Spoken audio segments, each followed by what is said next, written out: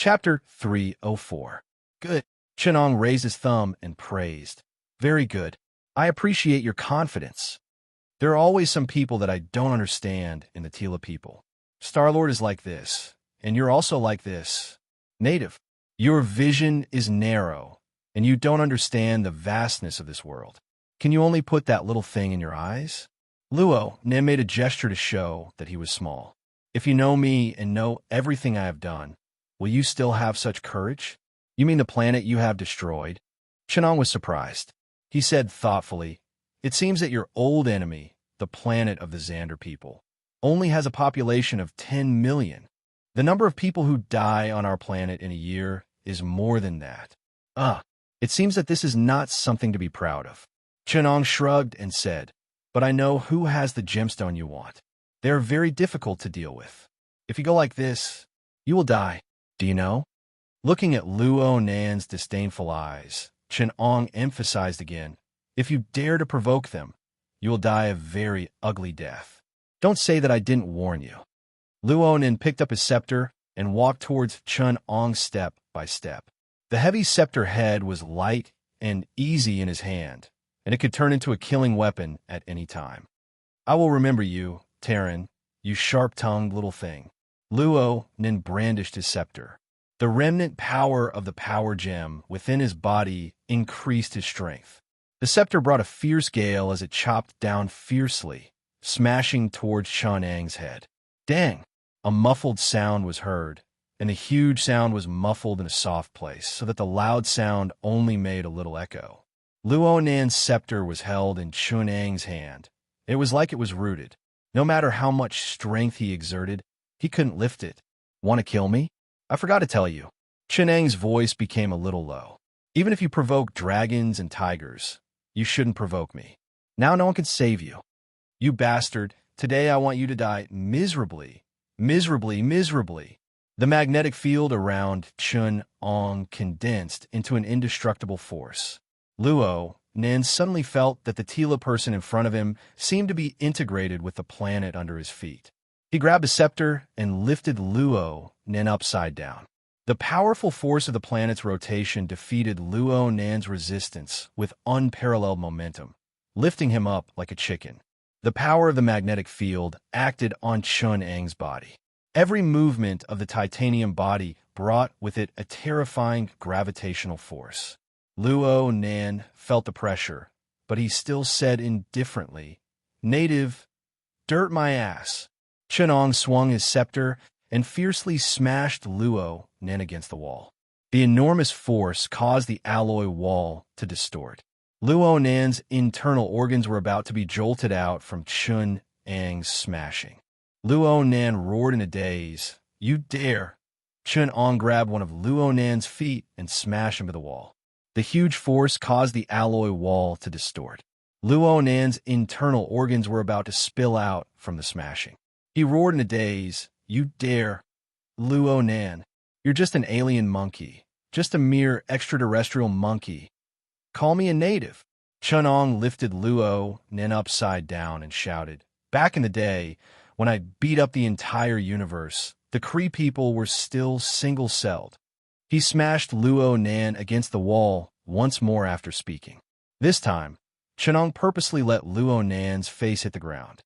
No one dares to talk to me like this in my territory. You're the first. Back in the day, my #1 general led the 4 commanders to hack from the material universe to the virtual space, and from the virtual space to the world of death. 4 of the 5 gods were nearly hacked to death, and he was the only survivor of the annihilation of the entire race. Isn't he awesome? I don't know how much stronger he is compared to you. I can talk and laugh with him. The angry Chenong dragged Luo Nan all the way forward. Luo Nan's face was wiped on the ground, and a trail of blue blood was wiped out.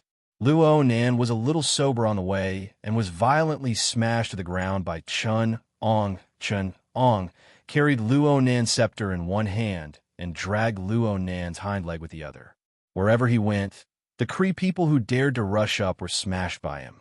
Yondu whistled and controlled the whistle arrow in the air to open the door of his imprisonment. After opening the door of his men's cell one by one, he looked out in doubt. Star-Lord, that kid has caused a lot of trouble for me. Luonin heard that I know the coordinates of Terrastar, so he tied me up and brought me here. Yondu scratched his head. I don't know how many people can survive on Terrastar. Star-Lord has really ruined his homeworld this time. What was that loud noise just now? Yondu pointed to the empty guard position and asked, "Where did Luo Nan's men go?" "I saw them all withdraw. It seems to be to resist the invasion of foreign enemies." A scavenger explained. "Someone dares to invade Luo Nan's battleship?" Yondu touched his head. "But I checked the coordinates.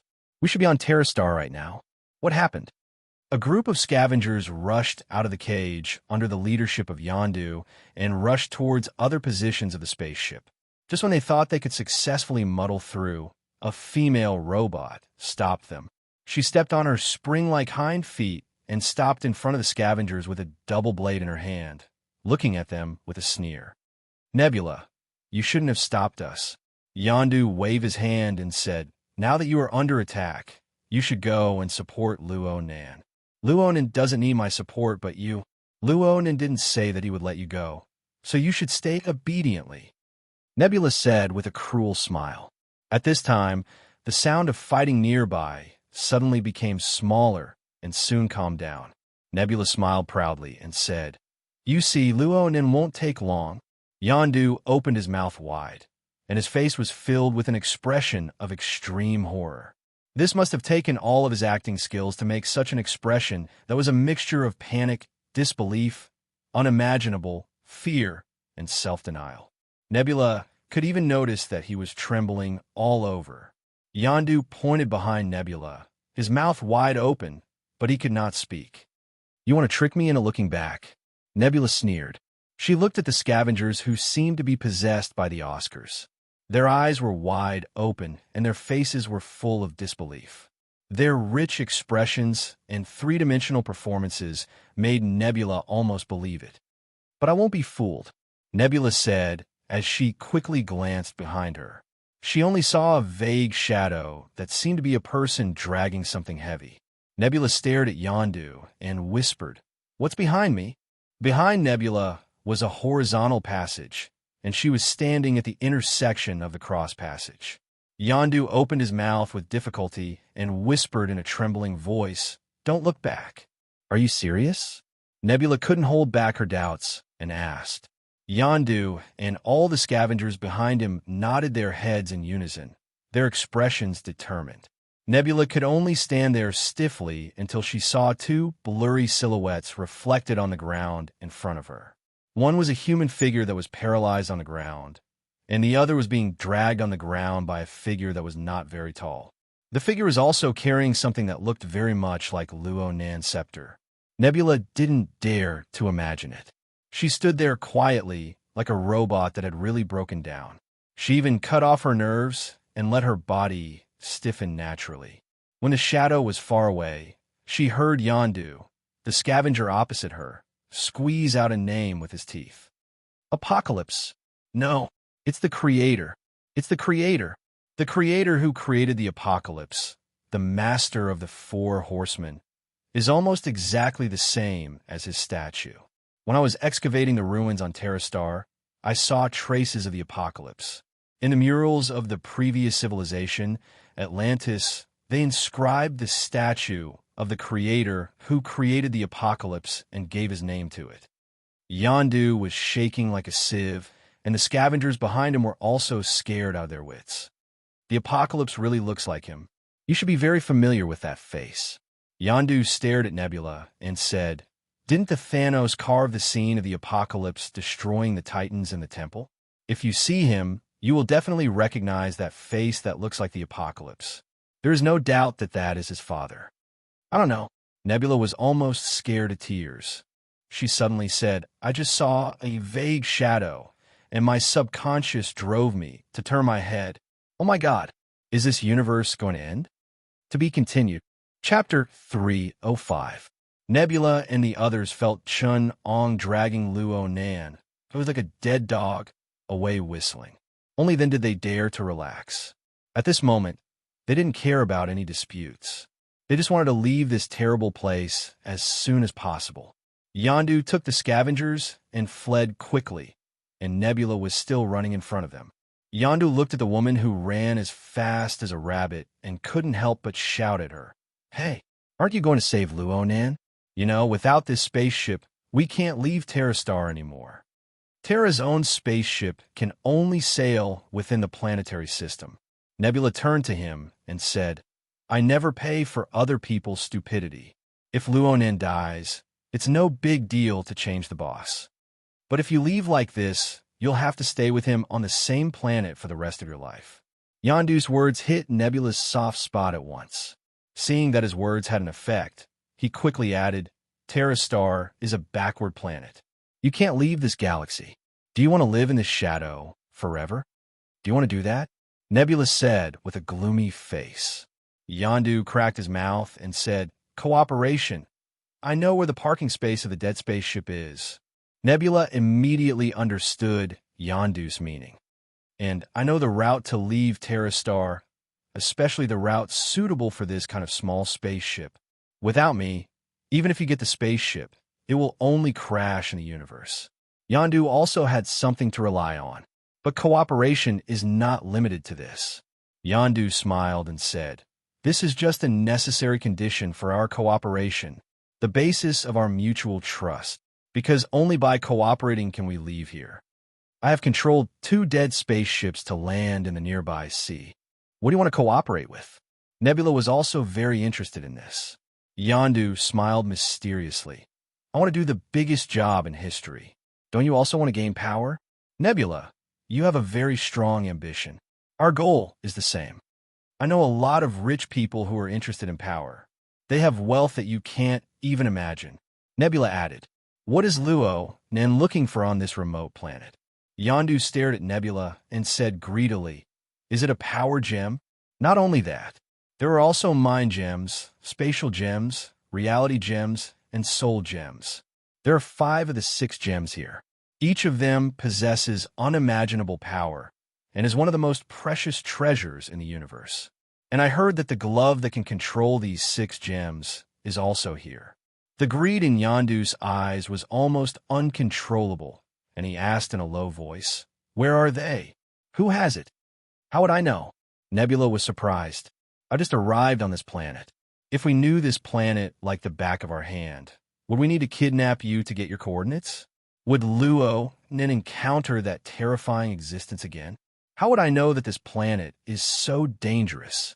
We just got some information through the Asgardian spies. Just as Nebula was about to turn hostile, a voice came from behind them. I know. Behind the 2 of them was the direction of the other scavengers. Yondu and Nebula turned their heads and looked behind them. The 2 scavengers at the front shook their heads quickly. I didn't say that. It wasn't me either. It seems to be coming from behind. The scavengers turned their heads one by one and opened up a path to the back. More than a dozen scavengers slowly opened up a path, revealing the figure of the person who spoke behind them. He was carrying a hammer-headed scepter and dragging a person in his hand. Chinong repeated, I know who has the 5 gems. Yondu and the others were stunned for a moment. Suddenly, Yondu let out a strange cry and fiercely pushed Nebula behind him, and he quickly fled forward. He even threw a rope to prevent the people behind him from catching up. In just a moment, he had escaped so far that even his shadow could not be seen. Fucking old rabbit. Cowardly bastard, old bitch. The scavengers who were left behind by Yondu burst into extremely obscene insults in the face of the trap rope that blocked their retreat. Their obscenities poured onto Yondu's head like tide. Soon, in their mouths, Yondu's mother had relations with dozens of the most disgusting animals in the galaxy. Nebula almost collapsed. She did not even dare to breathe in front of Chinong. She was tamed like a harmless rabbit. Chun-Ang's eyes calmly swept across the people present.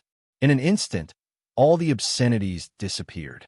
The scavengers obediently put their hands on their heads and crawled in front of Chun-Ang, whistling. The whistling sound spread far in the quiet spaceship. Luonan's body was still trembling slightly. It was unknown whether he was not dead yet, or was he still alive. The squatting scavengers quietly used the corner of their eyes to observe Luonan, who was like a rotten piece of meat under Chenang's feet, trying to see what state the overlord of the universe was in. They still remembered Luo Nan's awe-inspiring reputation as the slaughterer of the Milky Way galaxy. This traditional Kree person was cruel and ruthless. He used fear and cruelty to rule over the vast star field. He had a powerful army and had set off several bloody wars in the Milky Way galaxy. Many families among the scavengers have been destroyed by Luo Nan's hands. Seeing his current appearance, they did not know whether to feel relieved or afraid. After all, if Luo Nan was a terrorist of the Milky Way galaxy, then the reputation of the apocalypse in the universe was probably equivalent to the devil, disaster, death, blood, panic, destruction, and a series of complex adjectives that had nothing to do with positive words. Although Chan-ong seemed to be in a good mood and was whistling, no one was sure that he would not immediately turn hostile and slaughter everyone here. Just when Nebula was at a loss of what to do and the scavengers were trembling in fear, a figure came over from the way Yondu left. The scavengers were so excited that they almost shouted out. Fortunately, they immediately remembered who the person standing behind them was and immediately shut their mouths obediently. They saw Yondu spread out his hands and step by step walk toward Chenong. Boss, you really didn't give up on us. The scavengers were so moved that they wanted to cry. But they soon found that Yondu's face was very unnatural and his smile was very stiff in the face of their excited expressions. It was not until they saw Yaka's arrow floating behind Yondu that they suddenly realized. Yaka's arrow was pointed at Yondu's back, and with the rhythm of Chun-Ang's whistle, it forced him over little by little. Yondu did not understand that this kind of sound-controlled alloy weapon should only listen to his orders, but Chenong just whistled, and the arrow became excited as if it had been injected with chicken blood, completely out of control, making him have no choice but to turn back obediently. To be continued. Chapter 306. You want infinity stones? Chenong looked at these people and asked Yondu. Novels. Coincidentally, I'm also a little interested in these gems. I know where they are. I had to say, the Asgardians had really hidden them in a good place. Even I felt that it was a little tricky. The most frustrating thing was that I didn't know to what extent they had been developed. The Rubik's Cube is at most an unlimited energy source in your hands. Or a door key. Chenong gave an example. But it's very troublesome in the hands of Thanos, because he can use the gem's power more efficiently. The power of gems no longer comes from themselves. They have become a carrier, a special material that is used by people. A piece of steel can be used to smash people, or it can be forged into sharp cold weapons, or it can be used to make firearms or even nuclear bombs. Now, the gemstone is that piece of steel. You will never know what kind of abnormal existence it will become. Who has the gem? Yondu swallowed his saliva and asked in a low voice. Chenong looked as if he did not care at all. They are all primitive civilizations on this planet, but a few thousand years of civilization is not worth mentioning. It was not worth mentioning.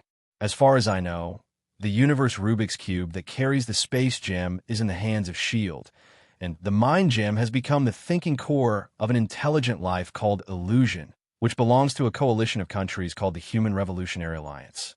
S.H.I.E.L.D.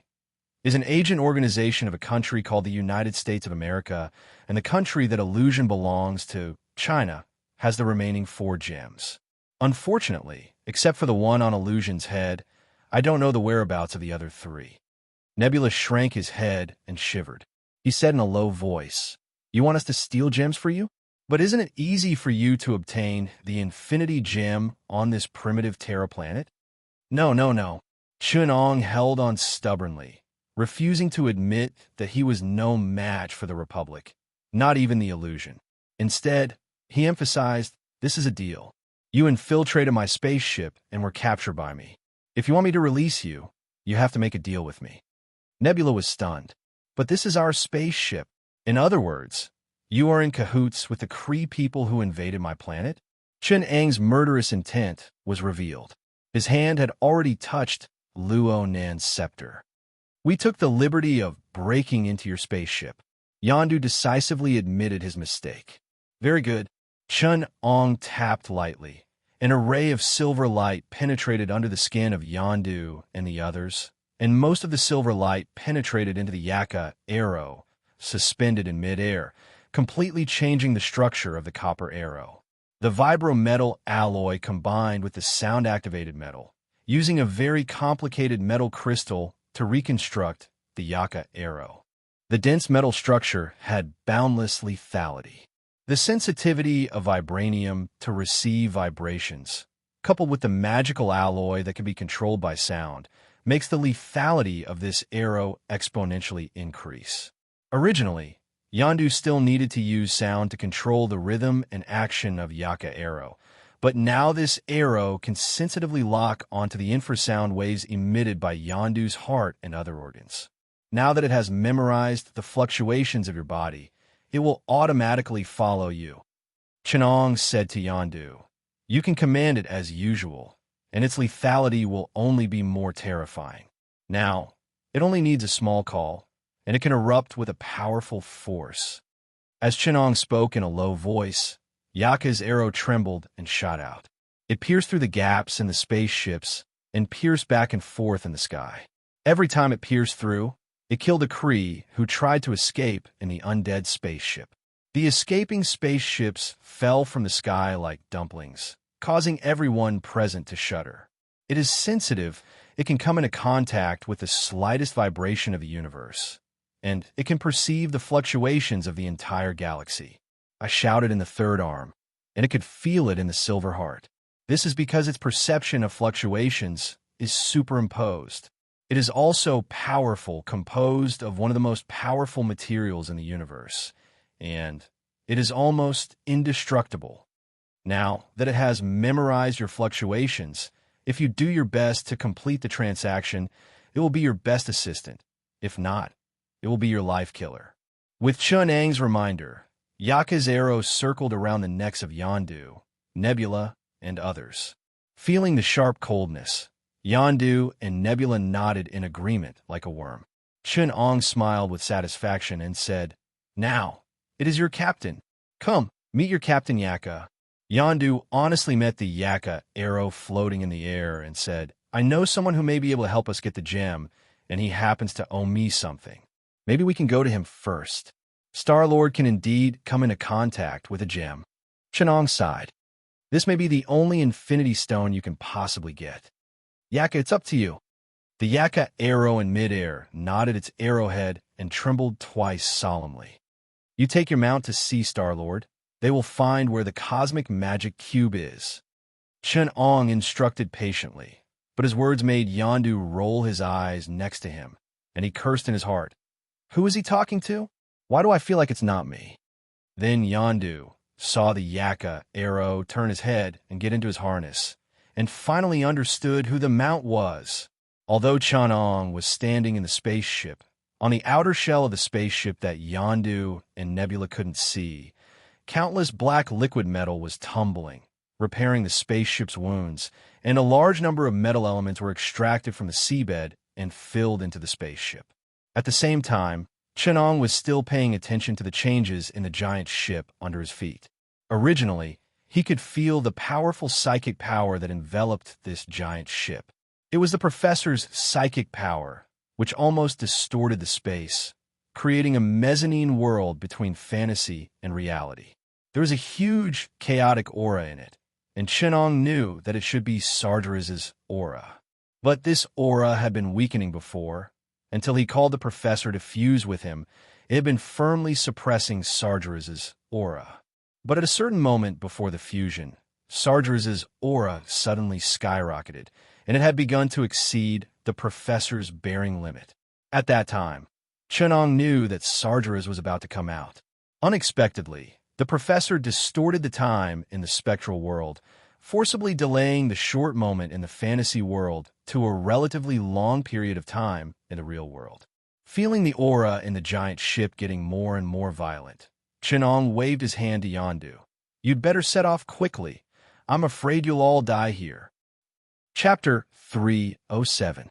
Although Chen-Ong had a deep enough understanding of Titan, this species was not created by Adam after all, so there were still some errors in his understanding of neutron star life. in Chun-Ang's original understanding. Due to the Pauli exclusion principle prohibiting different constituent particles from occupying the same quantum state, matter in the particle state cannot exist in the form of a superposition state. Then, in the high-density state of matter, the degeneracy state, there must be extremely terrifying pressure between the particles, which is the degeneracy pressure. When a mass of a star is greater than 14 times the mass of the Sun, the Chandrasekhar limit, the electron degeneracy pressure can no longer resist its own gravity, and the star will further collapse. The electrons will be forced into the nucleus and combined with protons to form neutrons. When the density of neutrons exceeds a certain level, they will enter the neutron degeneracy state. And Titan was the life that controlled the degeneracy state. Its body size should be about a spherical volume with a diameter of about 10 kilometers, and the density of each cubic centimeter of mass is about 100 million tons. The temperature generated on the surface of Titan's body is about 10 million degrees Celsius, and the magnetic field strength it may carry is enough to make Chun-Ang's magnetic force helpless. If Tani really courted death and used the complete remains of a neutron star to build his battle armor, then the existence of this power alone would be enough to destroy the entire solar system. But now the situation was worse than imagined. Neutron star, tri-state battle body. This is trying to kill me. Chun-Ang gritted his teeth as he looked at the giant ship. The trace of gravitational waves revealed inside made his face pale. Yandu was a little curious and wanted to test it out. After all, although the legend of the apocalypse was terrible, he didn't feel how cruel and powerful Chun-Ang was except for Luo Nan, who was beaten like a dead dog. This seemed to be different from the legend. Although there were not many powerful existences in the universe that could beat Luo Nan, there were still quite a few. If Chun-Ang was only at that level, then they had more choices. After all, this kind of power was still terrible for them, but compared to Thanos, it was hard to say who was stronger and who was weaker. Yandu asked cautiously, "Master, what is this power that makes you not have the confidence to protect us? This kind of power should not exist on this primitive planet." As if worried that he had said the wrong thing, he added, "I am not saying that, Master.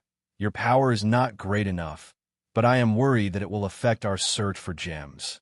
"What power?" "Heh!" As if seeing through his thoughts, Chun-Ang sneered. "Fusing Death Stars as armor, wielding gamma-ray storms as robes, using neutrino waves as scarves, and wearing supernova storms as cloaks. How much do you understand about this power?" "You know nothing about this power."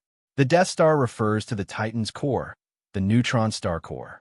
It represents the neutron degenerate state of a neutron star, which is also the stable state of high-energy matter. The gravitational pressure and degenerate pressure are equal. The matter that forms the Titan's body is stable, allowing them to exert unimaginable power. This is the strongest power that you can imagine in the material world. The supernova storm is another of the 3 neutron star states, which is the fusion state or decay state. It refers to the state in which protons and electrons undergo electron capture reactions in the supernova explosion, and protons and electrons fuse into neutrons. It also refers to the neutron degenerate state matter that loses gravity and explodes to form free neutrons. The free neutrons then decay back into protons and electrons. It is the moving state of Titan and has the powerful energy to erupt a gamma-ray storm. Chun-Ang sneered. "It only needs one look to crush you." Yandu and Nebula really can't understand this power. After all, for them, neutron stars are just a special kind of celestial body, and almost no one can see it. They can even imagine how terrifying this kind of celestial body would be if it had consciousness. After all, they lack an intuitive feeling. Only Chun-Ang's last sentence made them a little uneasy. "It can kill us with just a look." Nebula was a little indignant. Chun-Ang glanced at them and said, "Not kill, but crush you like bugs. I don't think you can leave a whole body under the bombardment of neutrino waves. By the way, I forgot to tell you, this Titan is a pulsed neutron star. Its eyes are pulsed waves, whether it is radiation, photons, or electromagnetic waves. It can crush you 100 times. The reason why I emphasize neutrino waves is to prevent you from having delusions beyond your own abilities. Even if you are 10,000 times stronger, you will still be crushed by neutrino waves. Imagining the scene, Shenong said in his mind. Yondu and others couldn't help but shudder. There are so many perverts on this planet. Which bastard told me that Terra Star is just a primitive planet? Nebula was aggrieved and frightened. She stared at Yondu and others fiercely and lowered her voice and asked, "This is the backward, primitive planet you said? What did you find on this planet?" "I don't know. When I brought Star-Lord back from Terra Star, the humans here had just landed on the moon, and they couldn't even find us. I found some ruins here, but they have been abandoned for a long time. I didn't know it was so dangerous here." Yondu felt very innocent. Nebula asked, "Are you sure? The Terra civilization is not out of the norm, so this kind of problem won't happen again." "No." Yondu patted his chest and said, "They don't have the slightest resistance." Shenong, who was next to him, smiled sinisterly, and no one knew what he was thinking. When the surrounding space became more and more strange, the professor's psychic power could not control the overflow, distorting the surrounding void into a strange state, and Yondu and Nebula really felt that something was wrong. They saw with their own eyes that some changes had occurred in the surrounding scavengers, and some redundant organs representing power, even spirit and bloodline symbols appeared on those scavengers. Chenong explained, "This is psychic image transformation. Now there are some changes in this space, so that the spiritual level that you originally could not affect the reality is reflected in reality." Chenong drew a circle of about a few dozen kilometers outward and said, "In order to prevent Titan from destroying this planet, someone projected their spirit into this space, making this place in a relatively isolated state. In layman's terms, we are in someone's dream, but his dream includes the whole world." Looking at her reappearing fleshly body, Nebula asked in a trembling voice, "Whose dream is it?" The apocalypse, Nebula, and Yondu froze for a moment, and it was not until Chun-Ong spoke again that they came back to their senses and looked at the changing environment around them with fear. Chun-Ong smiled slightly and said, "Now you can't leave even if you want to. Stand far away. Maybe you still have a chance to survive." Watching the space where the giant ship was expanding little by little, a powerful aura leaked out from the cracks that appeared from time to time in the surrounding void, oppressing the surrounding space to the point that it almost collapsed. Traces of golden flames seeped out of the cracks, from time to time on the edges of the cracks. Looking at the pure power without any impurities, Yondu and others couldn't help but feel instinctive fear and despair in their hearts. Suddenly, a gap the width of a person split open in the middle of the cabin, and several figures fled out of the gap. The leader was dragging a body and holding a round shield with star stripes on it. He looked back anxiously. The rest of them were also injured. It was as if they were being chased by an ancient monster. They only hated that they couldn't escape fast enough. Yondu and Nebula huddled in a hidden corner of the cabin, and Chun-Ong didn't even look at them.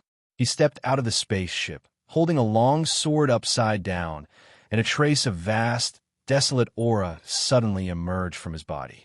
The surrounding magnetic field fluctuated violently, and a trace of lightning drilled out of the void and stuck to Chenang's feet. Across the space, a giant with a height of thousands of meters and Chun-Ong looked at each other silently, and the fighting spirit in their eyes almost burst out. In midair, a magnetic particle condensed to the extreme, and the magnetic field of the entire solar system rubbed against each other, and tens of billions of powerful electric energy brewed between them. Violent and countless lightning brushed past Chun-Ang's body, turning this space into a thunder hell.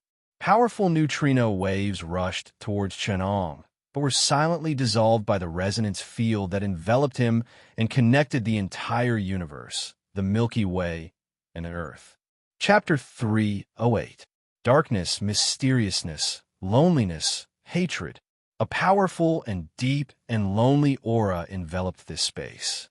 The dark golden titan's giant foot broke through the air and went straight into the world. The powerful gravity system meant that the giant foot did not need to borrow strength from the earth at all, because the foot itself was a gravitational source that was heavier and more stable than the Earth itself.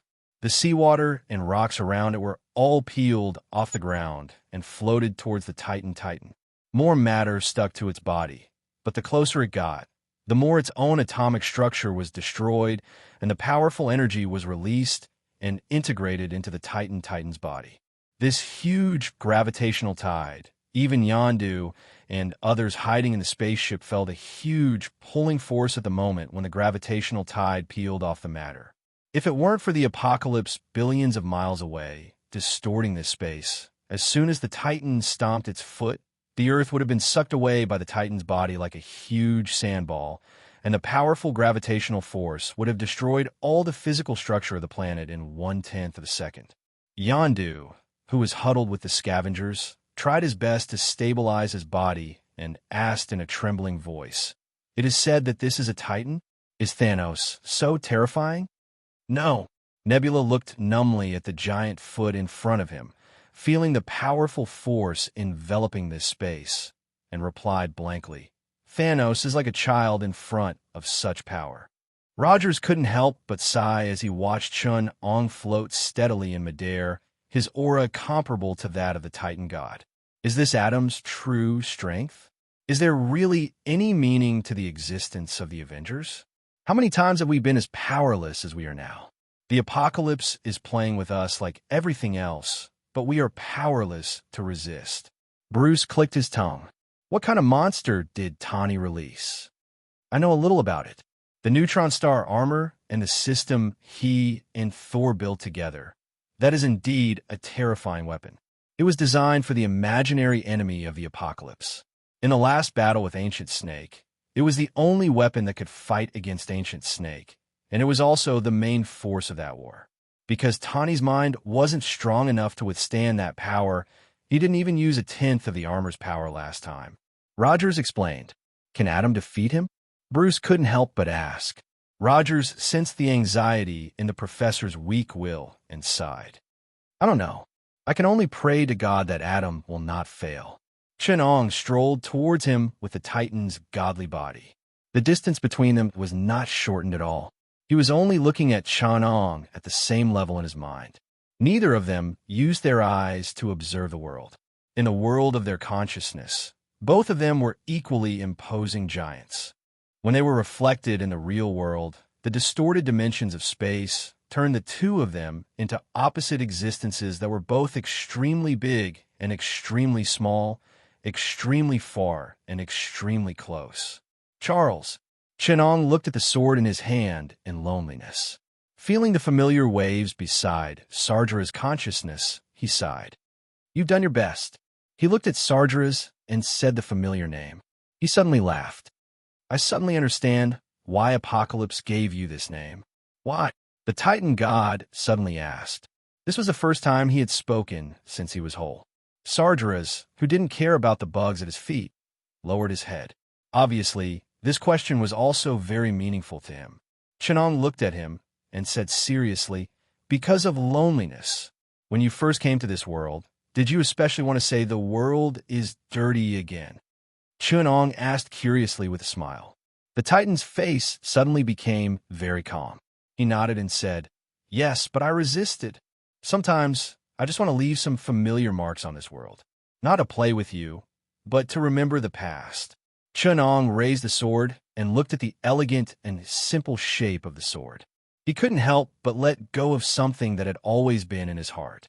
He felt the same loneliness as Apocalypse. He whispered the poem, and the sword in his hand swung out.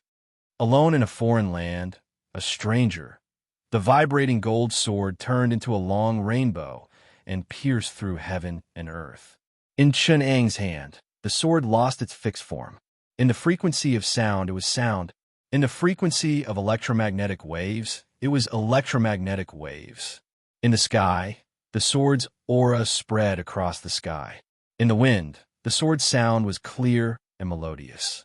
In the ground, the magnetic field was as sharp as the sword's will. It was an invisible and intangible gravitational wave. It was an invisible and intangible matter wave. It was a formless and intangible photon wave. It was a vibrating gold sword with a tangible and intangible form. This sword existed in all things. It traced the river of time and chased the future cause and effect, crossing parallel worlds. It hid in dark matter, faster than light electrons, faster than space-time fissures, and eager to reverse cause and effect. This sword could be called void concealment. Sargera's body, which was more than 10 kilometers tall, was facing a great enemy. The enclosed gravity circle around his body distorted time and space. Chun Ang's sword, which was as small as an ant, actually gave him a feeling of impending disaster. Compared to his body, the sword, which was as small as a toothpick, exuded a sharp aura that could cut him in half. On some levels, it might not be able to hurt him, but in the virtual space, in the spiritual world, in the universe of quantum entanglement, and in the fluctuating tides of vacuum, the omnipresent sword had a fatal power. The sword hid in the void and was omnipresent. He had to block this attack in all its forms. And the complete sword was the void concealment sword that encompassed all forms. As long as he ignored it and could not find a single state of the sword in the physical universe, it was equivalent to being struck by a sword. Whether it was in the upper reaches of the river of time, when tracing the origin of Sargera's neutron star, a light sword at the most critical point caused a supernova explosion to produce other possibilities, or reversing the scale of reality in the virtual space, ignoring the relative relationship between space and size, and cutting the doll-like Sargeras with one sword. They were all terrifying states that could threaten Sargeras. This sword isn't bad. Sargeras rose, perfectly round as one. He penetrated his self through all levels. His hands folded into a strange mudra, and the majestic body of the Titan god suddenly emitted a feeling of perfection, seamlessness, compassion, and enlightenment. In Chun Ong's eyes, the Titans, who were originally scattered in dozens of different levels and different spaces, suddenly collapsed as one. From his physical body to his shadow, the quantum entanglement, dark matter, antimatter, and the microscopic world, the different levels and states of Sargeras suddenly merged as one, like King Kong. Even if your sword hides in the void, I am the only one. With a mudra in hand and a compassionate expression on his face, Sargeras was like a god and a Buddha. No matter how sharp Chun Ang's sword was, it turned into a spring breeze and the unshakable King Kong. Chun Ang vaguely heard a clear yell. Buddha's palm, first style, heaven and earth. I am the only one. Heaven and earth were perfectly round as one. Chun Ang's sword didn't work. He suddenly retracted his sword and looked at Sargeras in a daze. He spat out a mouthful of blood. He said ferociously, Apocalypse, you're ruthless. Chapter 309. Chun Ang's sword energy has exceeded the limits of what the Avengers can perceive, and only Bruce, who is on the verge of transforming, can see a little bit of it.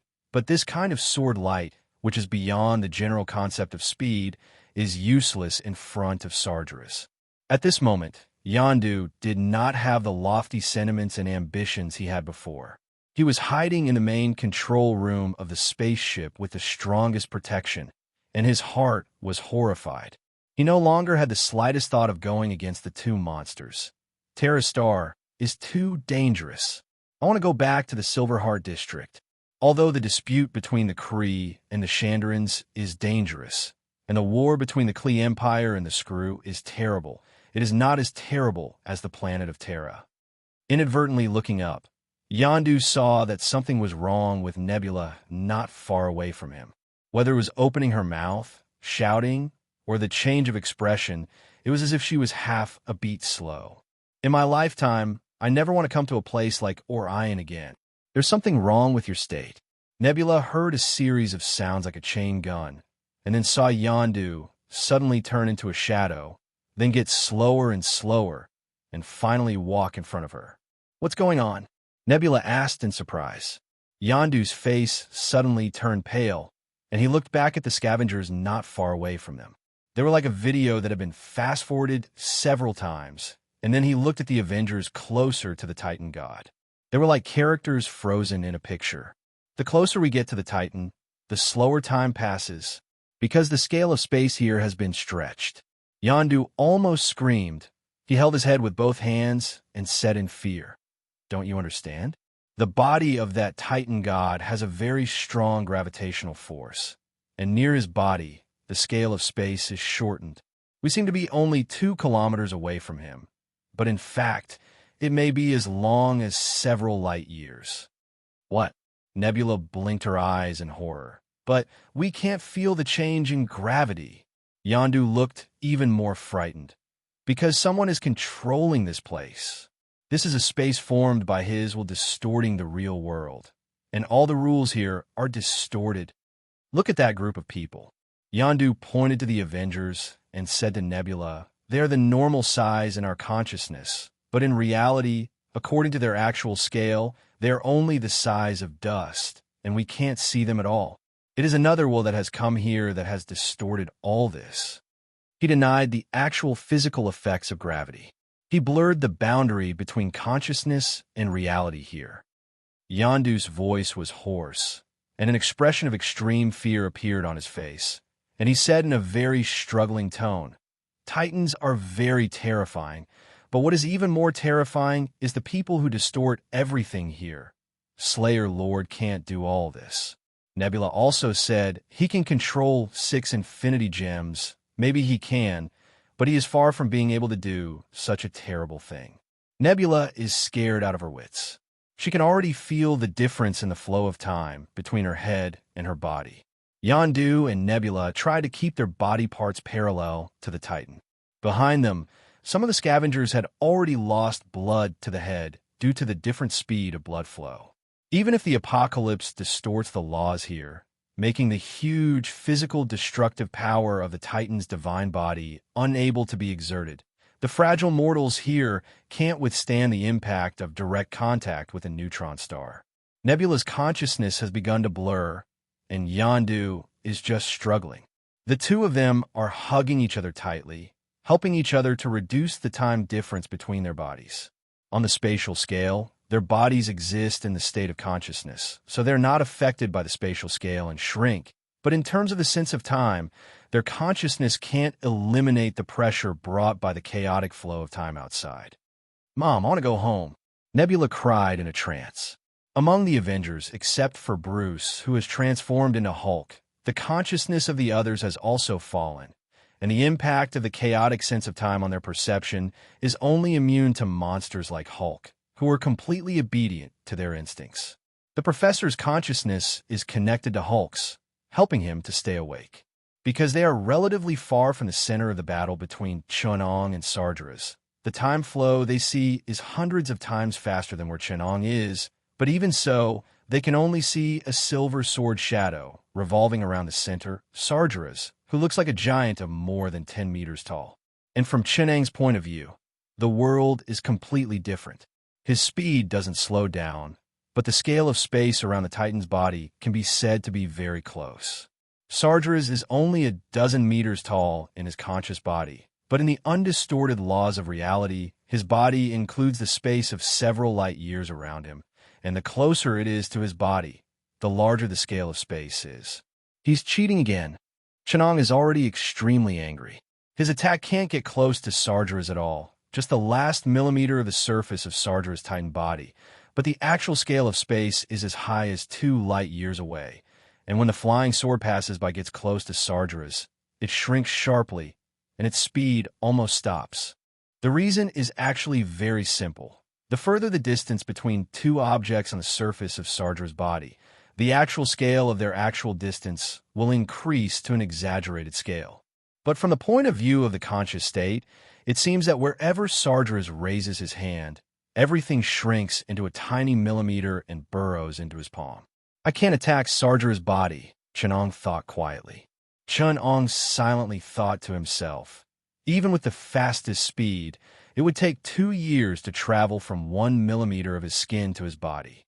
This is a barrier of time. Next to the Titan body, a short distance becomes a long distance.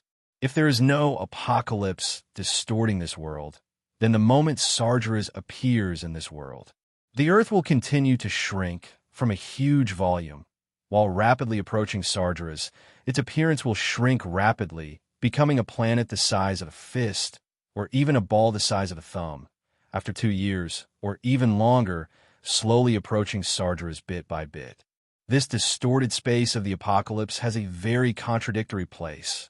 On one hand, from the point of view of the conscious state, the distance of space does not exist in my consciousness, so in my view, Sargeras is only a dozen meters tall. But in the actual scale of space, the space here still functions. In a sense, this is an illusion. Chunong closed his eyes, turned off the point of view of the conscious state, and looked at this space again from the point of view of real space. In the void, a boundless big hand stuck to a closed flower of space. The owner of the big hand stood on the earth, staring at the flower in his hand that was both huge and extremely small.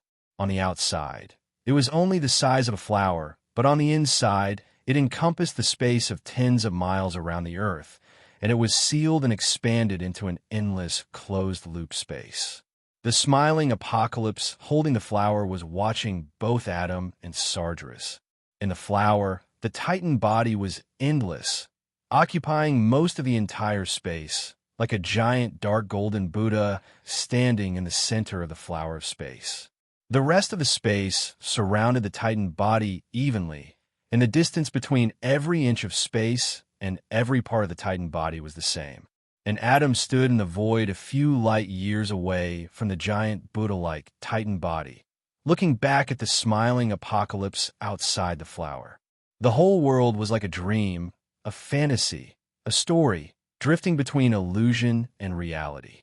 Chunong finally understood and murmured, "So this is the 6th form of the Buddha's palm, the Pure Land in the palm, the Buddhist kingdom of the world." He finally understood. When Sargeras used the natural space-time barrier outside the neutron star to pull himself in, the unique space created by gravity and space-time had already used the 6th form of the Buddha's palm, and the space where Chunong was in was grasped in the palm. Whether Chunong wanted to escape from this space or attack Sargeras, he had to pass through the space barrier of a few light years, and Sargeras only needed to wait for Chunong to sink deeper and deeper into this Buddhist kingdom of the palm, until he sank into oblivion forever. Chapter 3:10.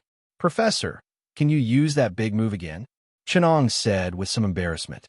Perhaps sensing the fear in his words, he added, "It's not that I can't beat him head-on, but the last time I traced back time and projected into the future, a part of myself has been eroded by the apocalypse. This time, maybe it's also a plot of the apocalypse. If I borrow the power of the apocalypse again, my personality may be assimilated by him. Last time when I projected me in the parallel world, other than that cult leader Chun, I also sensed his holiness Ong Chun. Now that I've projected him over, with an extraordinary divine power, creation and end, I can destroy Sargeras' soul and end his existence." "Adam," the professor sighed, "please show some of your courage as a part of that great being. It seems that you can't do anything." Chunong sighed. "All right, I was just joking. How can I admit defeat? But the apocalypse is only to prevent us from hurting Earth. It didn't completely seal off this space. Maybe there's still a chance. What about the Avengers?" Chunong turned to look at the group of people beside him who were in a sorry state. His eyes lit up when he saw Hulk, who could barely hold on. The professor refused. "Don't think about doing anything to them."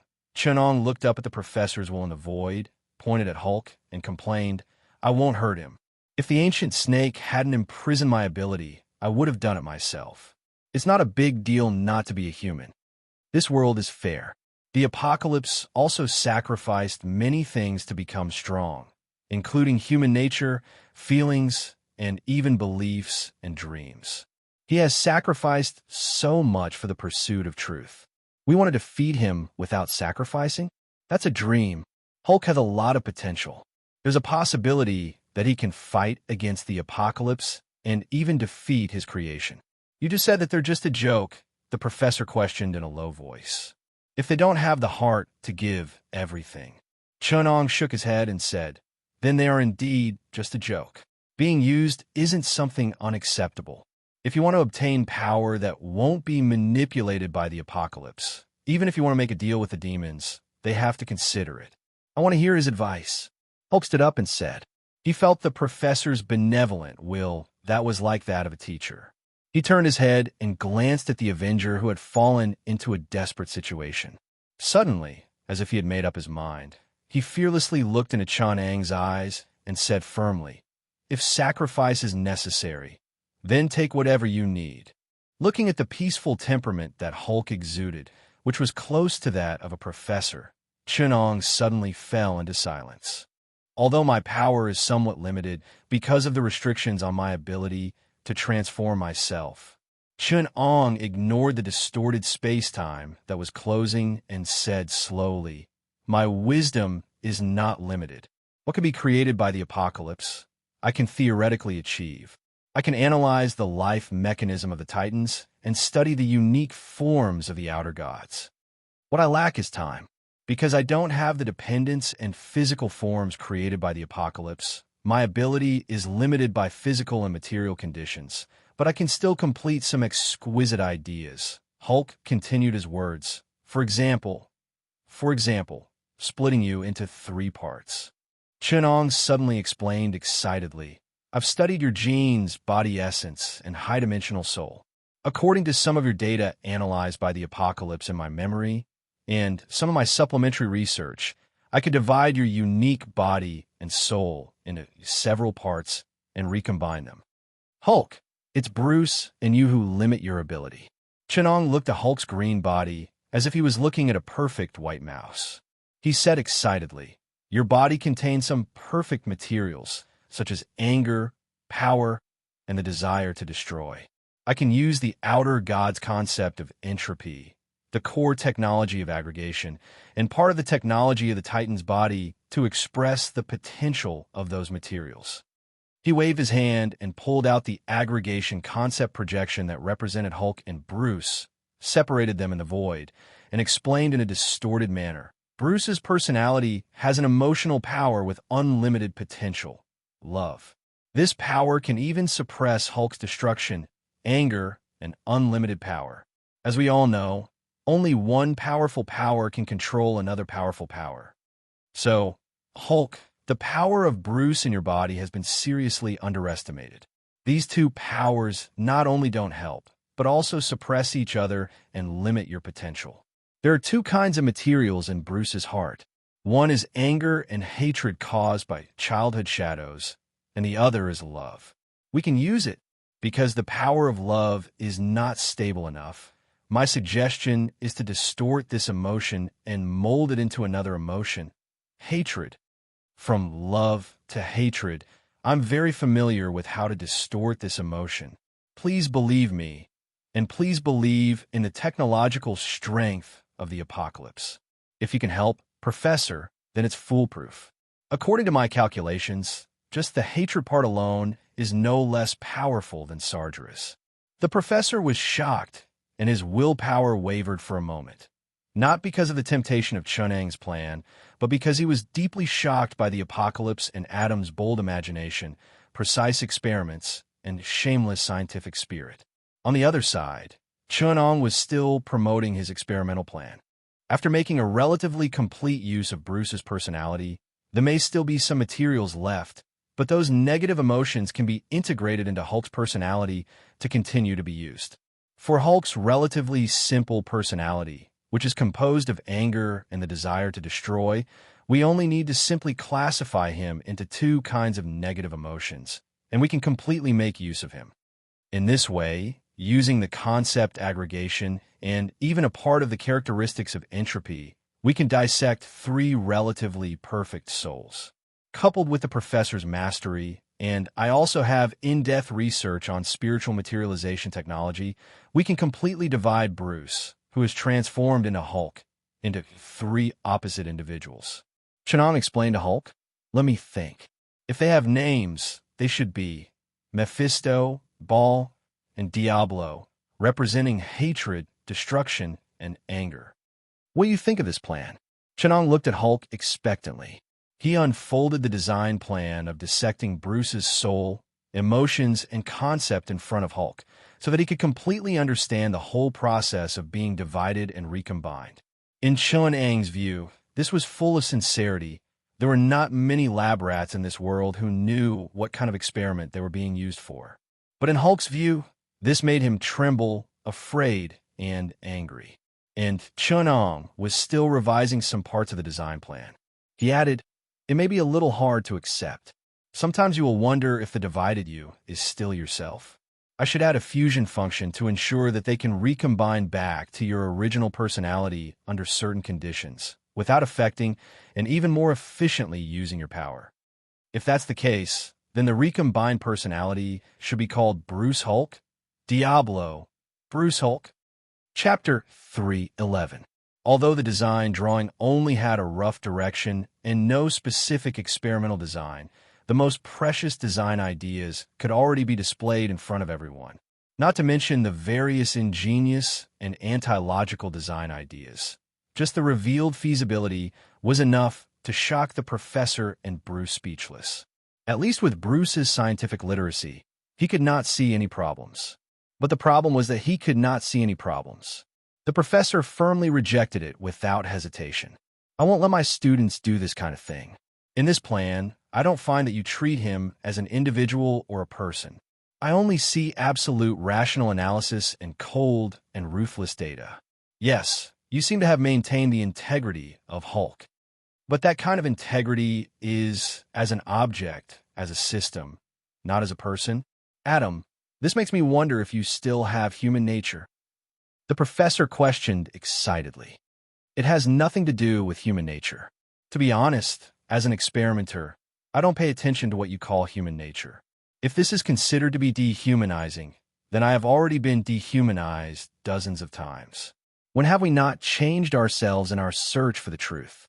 Holding on to the attitude of retaining human nature and preserving oneself will only turn oneself into a fixed frame of the past.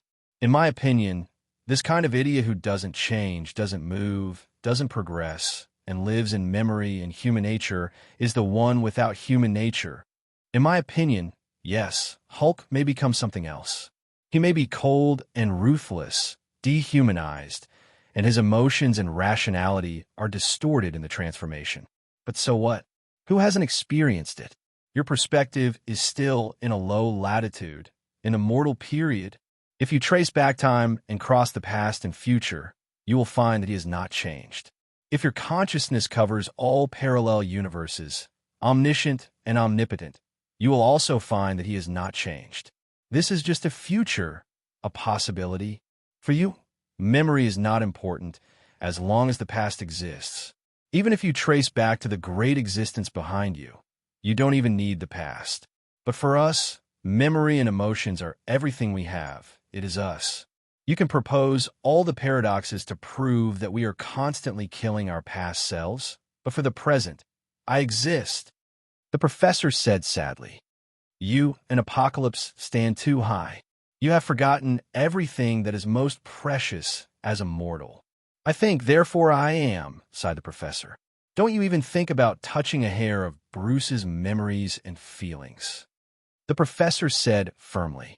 He glared at Chunong, and the will in the void firmly refused Chunong to approach Hulk. "One day you will understand." Chunong didn't insist.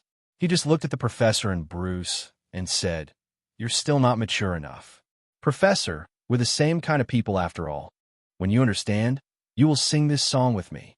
Chunong rolled up the design and handed it to Hulk, placing it in his palm. "I hope that you won't open this design one day, but reality often doesn't live up to expectations.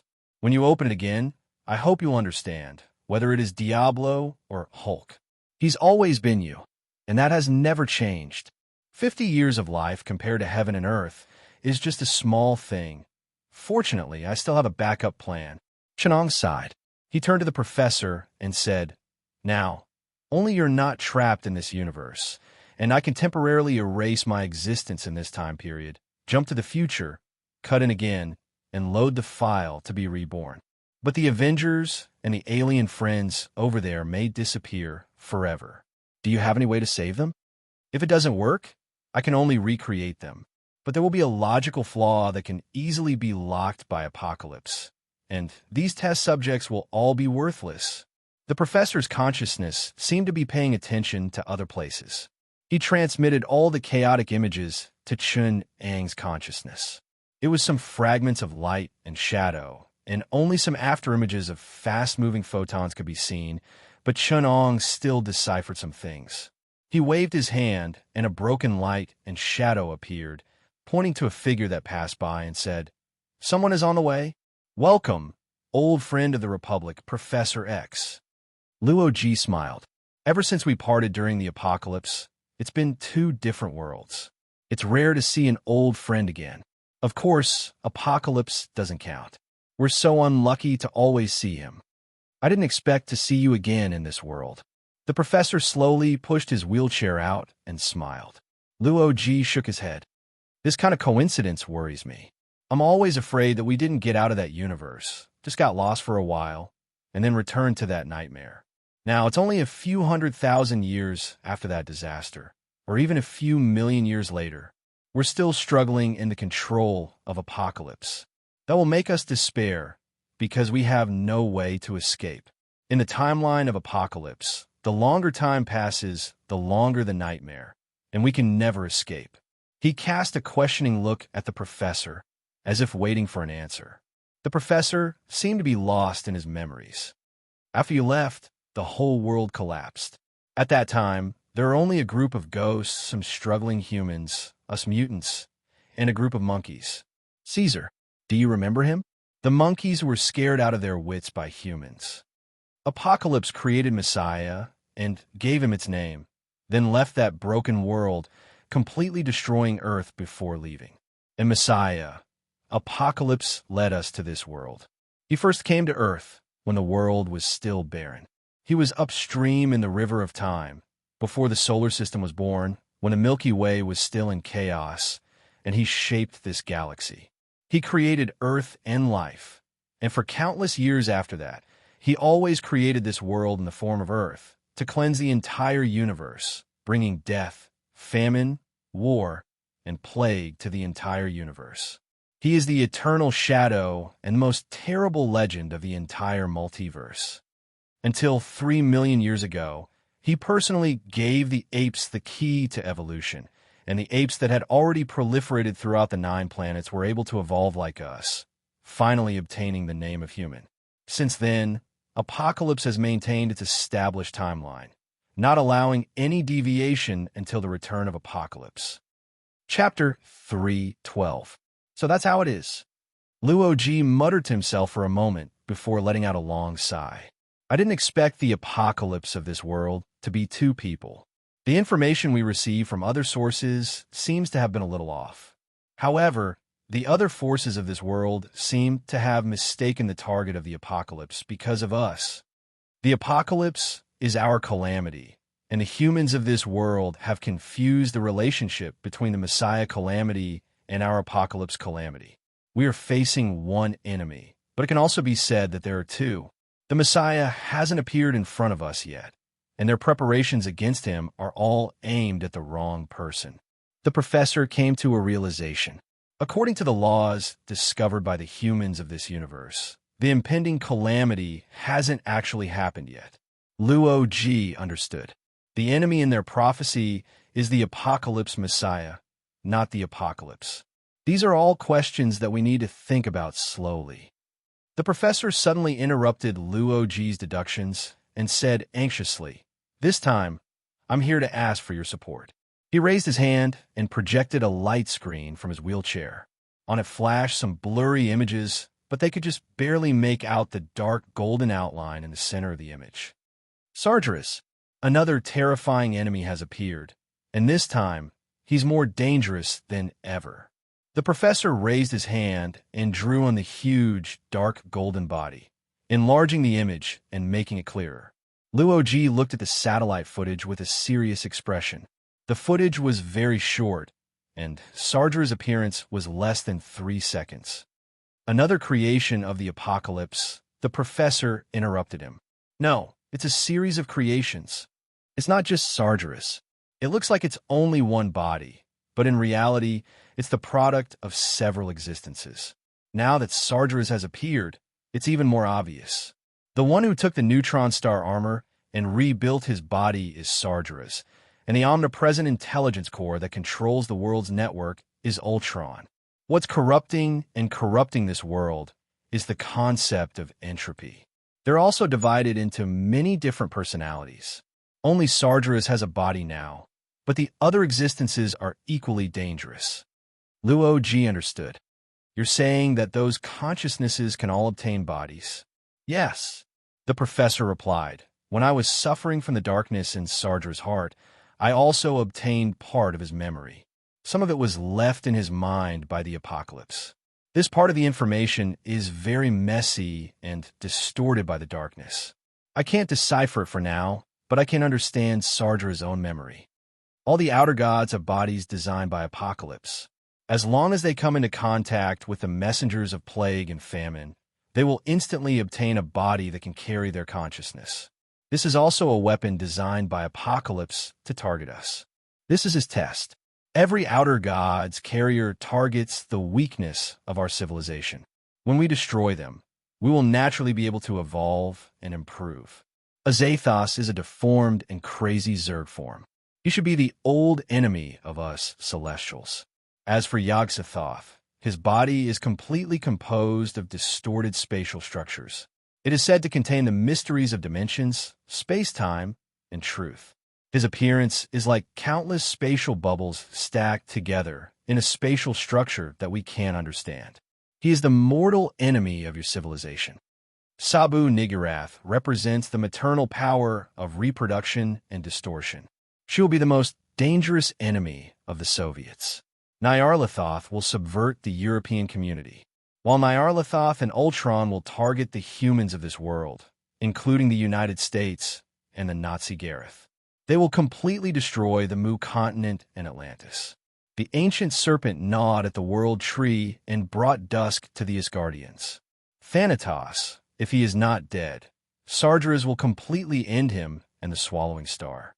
The messengers of death will revel on the corpse of the goddess of death. The messengers of plague will devour eternity. The messengers of war will destroy the infinite.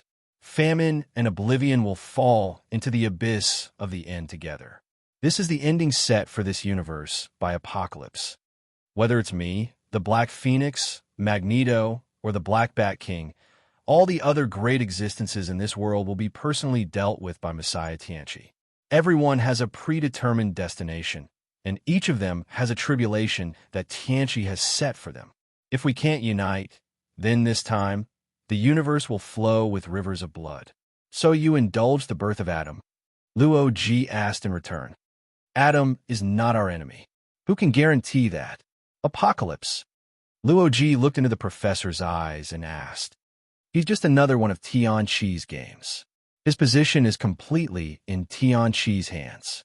He's just a puppet, pinning his hopes on Tianqi and hoping that he'll destroy himself.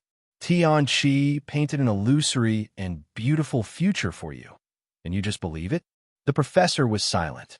He only looked at Luo Ji with determination and said softly, "This is a test given to us by Apocalypse. It is also a test for himself. We will not be afraid.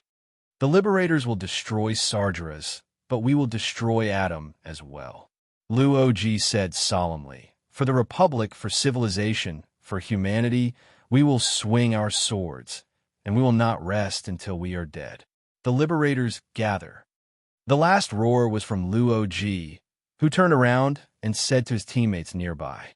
Luo Ji's body trembled slightly, and he turned into a stream of light in front of the professor, rushing into the sky. The Geno armament in his body quickly changed shape, and an endless stream of electromagnetic force was extracted from the air, turning his whole body into plasma.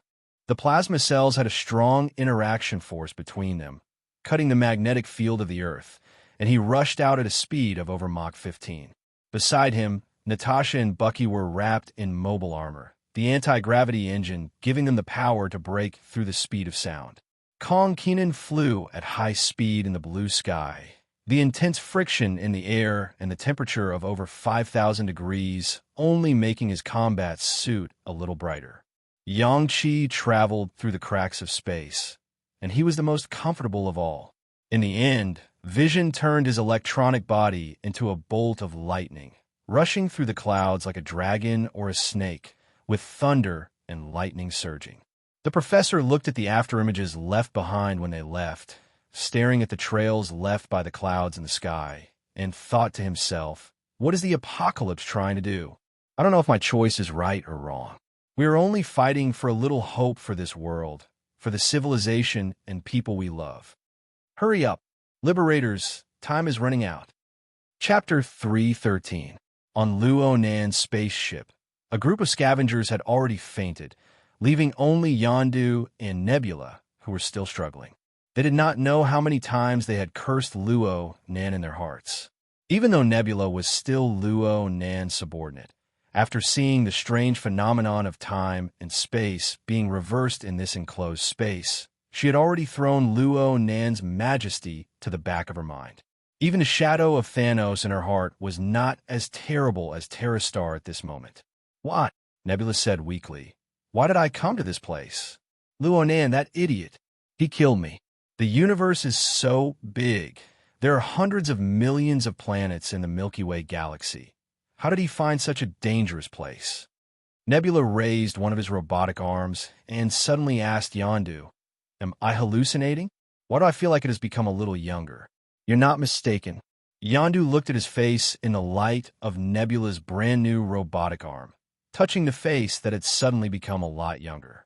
If Yondu did not still remember his young appearance, he would not have dared to recognize the figure on it. Time is flowing backwards here. Yondu struggled to lie up and sighed as he looked at his hands that had become younger. Suddenly, his pupils contracted slightly. The cabin in front of him was empty just now, but under such circumstances, a pile of unconscious people were stacked on the ship, and the figure of Chun-Ong appeared quietly in front of him. It seems that the relationship between you two is getting better very quickly. Yondu struggled to stand up. He felt that the sequelae of the time and space layer on his body were easing, and the organs that were necrotic because of the different flow of time in his brain and body were gradually regaining their vitality. There seemed to be a space-time hole around him, causing the distorted scale of space to be repelled outside the spaceship. Yondu saluted fearfully and said, I'm glad to see you return safely, my boss. Not bad. Chun-Ong looked at him and saw Yondu's honest appearance. He nodded and said, the professor's efforts to trace back your state were not in vain.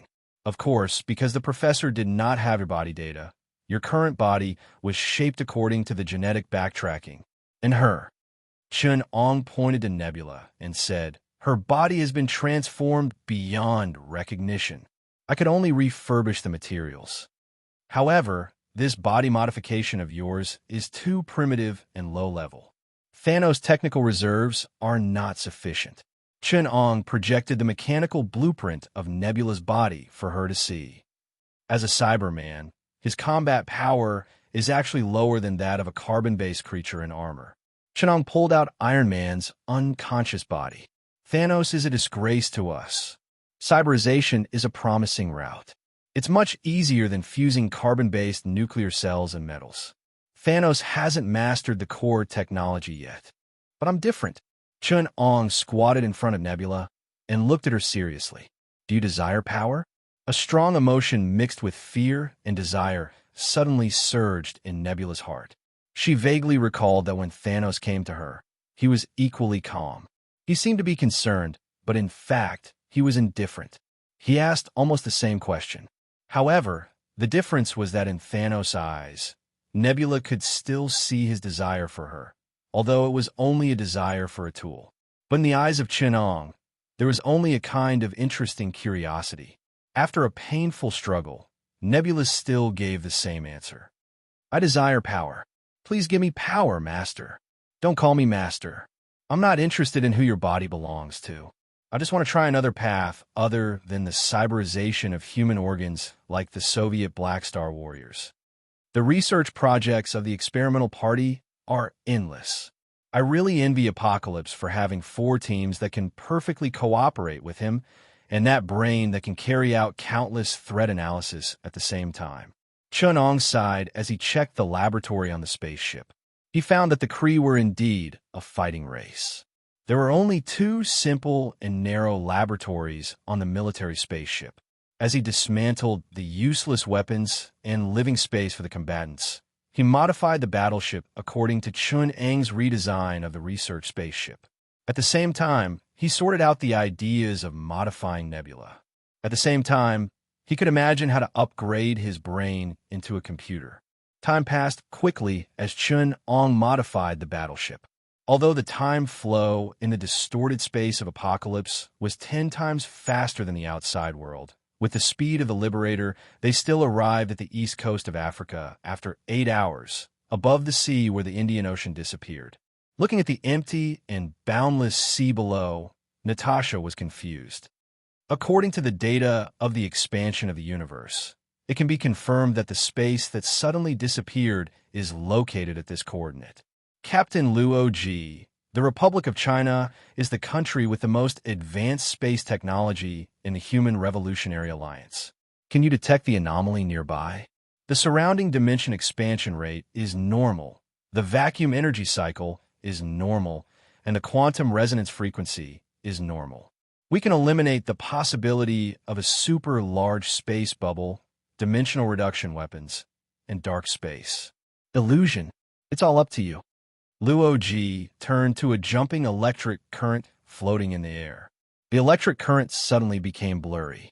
It disappeared into the void, and when it reappeared, it had turned into a metallic human figure. He was wrapped in a red cloak, and there was a yellow gem the size of a pinky embedded in his forehead. Illusion looked at the spherical space in front of them that was several dozen kilometers in diameter. The space around it was in an extremely complicated state, maintaining a balance. Illusion organized his words and replied, "This is a pocket universe, but its entrance uses a quasi-state technique. It will take some time to decipher it, so I suggest that the professor help us locate it. That way, we can enter directly." This was natural. No one would think that such a barrier would be able to stop the professor. He was an existence that could travel as far as his thoughts could reach. "Professor, if you let them in like this, will they kill me as well?" Chun-Ang asked doubtfully from inside the neutron star trap. The professor was in a dilemma. He could only say uneasily, "The Liberators might not be able to accept the fact that you are an individual independent from Apocalypse. I can't influence their actions." Chun-Ang could only sigh. "Let them in. Who knows, I might even have to work with Sargeras." Chapter 314. Sensing the anomaly in the neutron star trap, Chun-Ang could not help but turn his gaze to the other side of the dimension. He said in awe, "The Chinese government's attainments in space science are at the pinnacle. This kind of compound pocket universe that combines gravity, space-time distortion, and the deepening of the dark world can be easily deciphered. Even I am impressed." After helping the Liberator lock on to the coordinates, the professor retracted his consciousness to Chun-Ang. He sensed Chun-Ang's words and asked thoughtfully, "Then, in your opinion, how far away are they from the Apocalypse?" "You can't lie to me." The professor's consciousness was shocked. He asked, "Is the gap really that big?" "The horror of the Apocalypse that I can describe and the power of the Apocalypse that you can imagine is only a fraction of it. To put it simply, I can borrow the power of my future Apocalypse at any time to increase my power by multiple folds. Then, the Apocalypse is a being that already contains the fourth dimension. Can a being that transcends the timeline come to this world as a future body?" Chun-Ang's words were cruel but realistic. He added, "The reason I don't want to borrow the power of the Apocalypse is because I don't want to merge with that timeline and become the Apocalypse. But the Apocalypse does not have such a taboo. His past, present, and future are all his own. In other words, if you insist on defeating him, you better be prepared for the future body of the Apocalypse." "Then, how scary will his future be?" The professor's voice was weak. Chun-Ang sighed.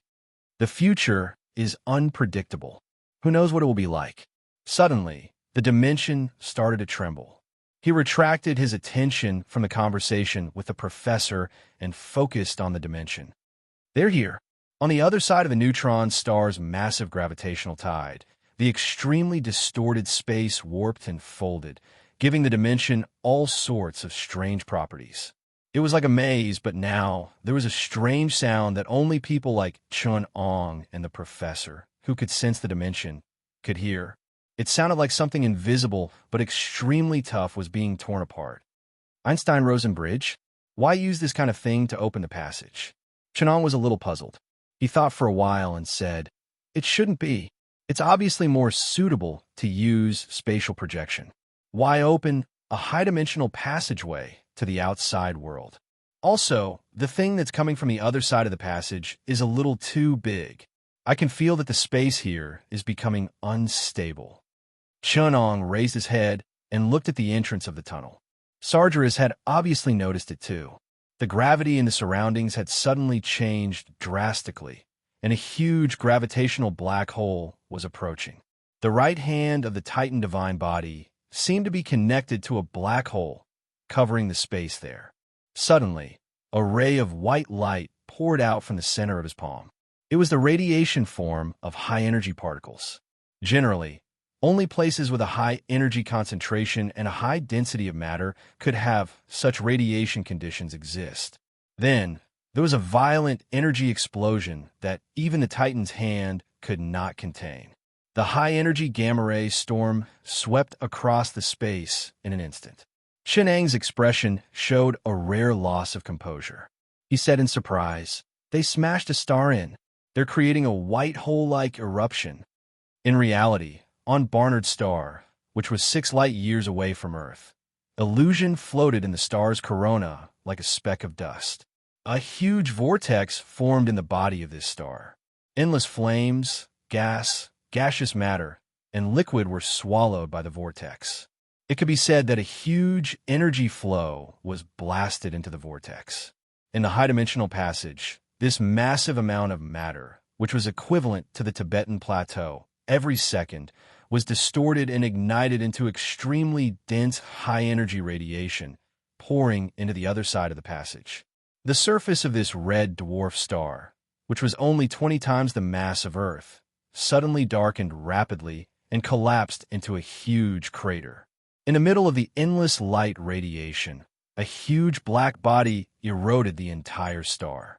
Luo Ji controlled all the energy in this place. His form could no longer be compared to that of a human. From a higher vantage point, he looked like a 4-dimensional spatial bubble that had been twisted into a ring. His body was composed of heterogeneous dimensional matter and space. If one were to describe him in human terms, it would be like a transparent bubble that glowed with extremely condensed energy.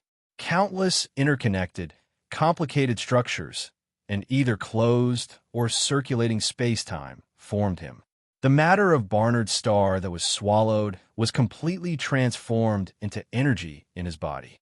The energy torrent of transition was transformed into white hole-like degenerate matter and high-energy radiation in his palm, spewing out. Carrying the energy, the space-time surged into Sargeras' trap. A massive amount of energy equivalent to 300,000 years of the sun's eruption directly hit the Titan's neutron star godly body. Looking from where Chun-Ong was millions of kilometers away, he could see that the high-energy matter enveloped the neutron star, burning everything. Mass, energy, atoms, and atomic nuclei were all vaporized. Together with Luo Ji's strange space that distorted dimensions, the entire space was boiling. The orderly spatial structure was directly destroyed, and the entire space turned into chaos.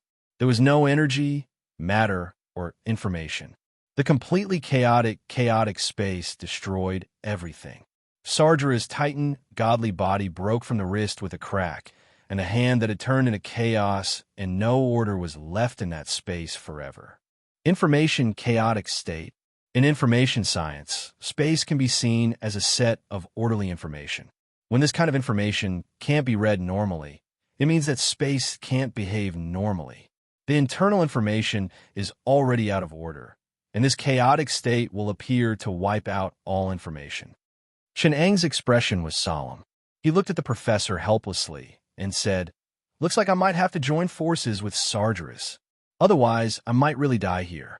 The Republic definitely discovered the essential relationship between matter, energy, and information. And that's why they developed such a crazy spatial information weapon.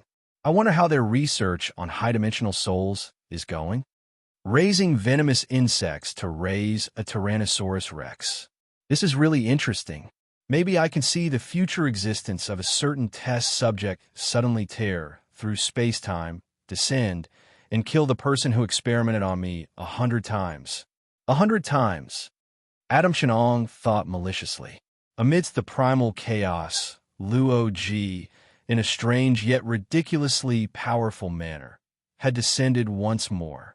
With a flip of his palm, the endless chaos merged into one, clearly separated from his existence, and couldn't be infected at all. Like waves, the chaotic and disorderly sea of energy, matter, and information had no space, no time, and no fixed form. It even slapped onto Sargera's body with difficulty. Chapter 3:15. Everything was like a supernova explosion. When the chaotic space impacted the neutron star god's body, the information chaos state's corrosive and infectious ability destroyed the space maze outside the Titan's body invincibly. These spatial scales were extremely distorted, equivalent to a distance of several light years. For the chaotic state that had no concept of space, it was as if it did not exist. The spatial maze formed by tremendous gravity had once firmly trapped Shen-Ong and the professor. But in front of Luo Ji's spatial information structure descending upon the body of the first-generation Torch Dragon, it was no more tenacious than a piece of white paper. The chaotic space-time information torrent was like a messy code in the universe, a kind of undecipherable chaos. When it contaminated Sargera's body, it was like a complete piece of data was suddenly inputted with a series of messy codes. The chaos spread uncontrollably, and the powerful body of the neutron god inevitably began to collapse. However, Sargera's was ruthless enough to cut off 1/5 of his body, allowing it to merge into the chaotic information space where there was no space, no time, and even matter and energy were chaotic. The information chaos state is an imitation of a state that existed before the Big Bang, where there was no space, no matter, no energy, and everything that existed could not be understood or sensed. It violated the most basic order and laws that constituted the universe, and could not be understood by life in the universe. It could be said that it was a model in cosmology from the beginning. Because it was too chaotic, it was called nothingness. Taoists called it primordium of the 5 pre-celestial essences, and Buddhists called it void tribulation. Chenong peered at the chaos. His brain could no longer withstand such high-intensity calculations, and the logical concepts of his brain were not enough to understand the chaos. Therefore, he could only empty his mind and entrust a trace of spirituality to the omnipresent main body in the unseen world.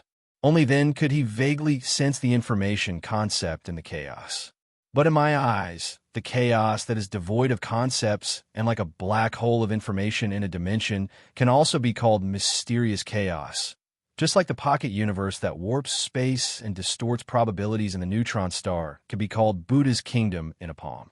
If it's apocalypse in his eyes, it might be more scientific and more realistic to describe the nature of this astronomical wonder. But with my brain, I can't make scientific, clear, and mathematical judgments, nor can I deduce it into formulas and summarize it into astronomy, physics, and information theory. I can only vaguely use philosophy and martial arts to summarize everything. Professor, I'm sorry. I have no choice but to intervene. Chenong sighed. He already had a vague idea of how to deal with Luo Ji's spatial weapon. At this moment, he was brimming with inspiration, and large amounts of data flooded into Chun Ang's mind at every moment, which he then incorporated into his own functional model. The dark primal chaos and the purple star river were mutually exclusive. In the beginning, the universe was in a chaotic and blazing state. It was only after the Big Bang that the universe's starry sky appeared. Originally, the mysterious primal chaos should have restrained the purple star river first. These two true meanings lay in chaos and order. However, chaos and order, as well as the chaos state of information and order state of chaos, how could they be so simple? Absolute beginning gave birth to absolute beginning, and void tribulation gave birth to tribulation. Thus, in order to break Luoji's nearly invincible information chaos form, one had to first destroy and then establish. The great extreme explosion would rebirth the profound universe, and then the Purple Star River would be born from the profound universe. To achieve this, Chun-Ong and Sargeras had to work together. Sargeras' supernova explosion. Chun-Ong roared at the Titan's divine body. Chun-Ong used his powerful will to trace back time and space, connecting with Sargeras' consciousness. The Titan easily understood Chun-Ang's meaning. Sargeras didn't hesitate to give up his enmity with Chun-Ong and work together to fight against their common enemy. Adam, take over my body. Sargeras didn't hesitate to give up control of the Titan's divine body. He sank his consciousness into the deepest part of his body and began to sleep. As he gave up his consciousness, under Chun-Ang's control, he sank into the memories of the river of time and began to dream. The time in the dream traced back the history of the planet to the moment when the neutron star was born, to the moment when the supernova was destroyed, and to the moment when Sargeras sank into darkness. The power provided by the degeneracy between the energy of the stellar nuclear fusion and the free electrons could no longer resist gravity. The Titan's body began to collapse as the supernova star collapsed. Unlike the supernova collapse in reality, the supernova in the dream revolved around a point, which was also the point where Sargeras' consciousness was asleep. In reality, the gravitational force that was so strong that it caused the entire space to tremble began to concentrate at the point of the chaos form. With the purest and purest data to fight against the information chaos, part of the dream became reality in the distorted space of the apocalypse. The Titan's body, the matter that escaped from the white hole, and everything in this space, including time and space, gathered at that point. The entire space collapsed toward a black point that no one could see clearly.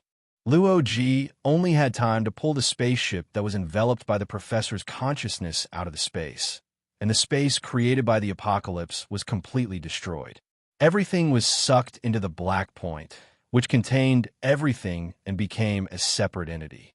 In reality, a huge battleship suddenly appeared on the surface of the sea on the east coast of Africa, but that space was transferred to Barnard Star, which was 6 light years away from Earth, through the channel that Luo-Ji opened.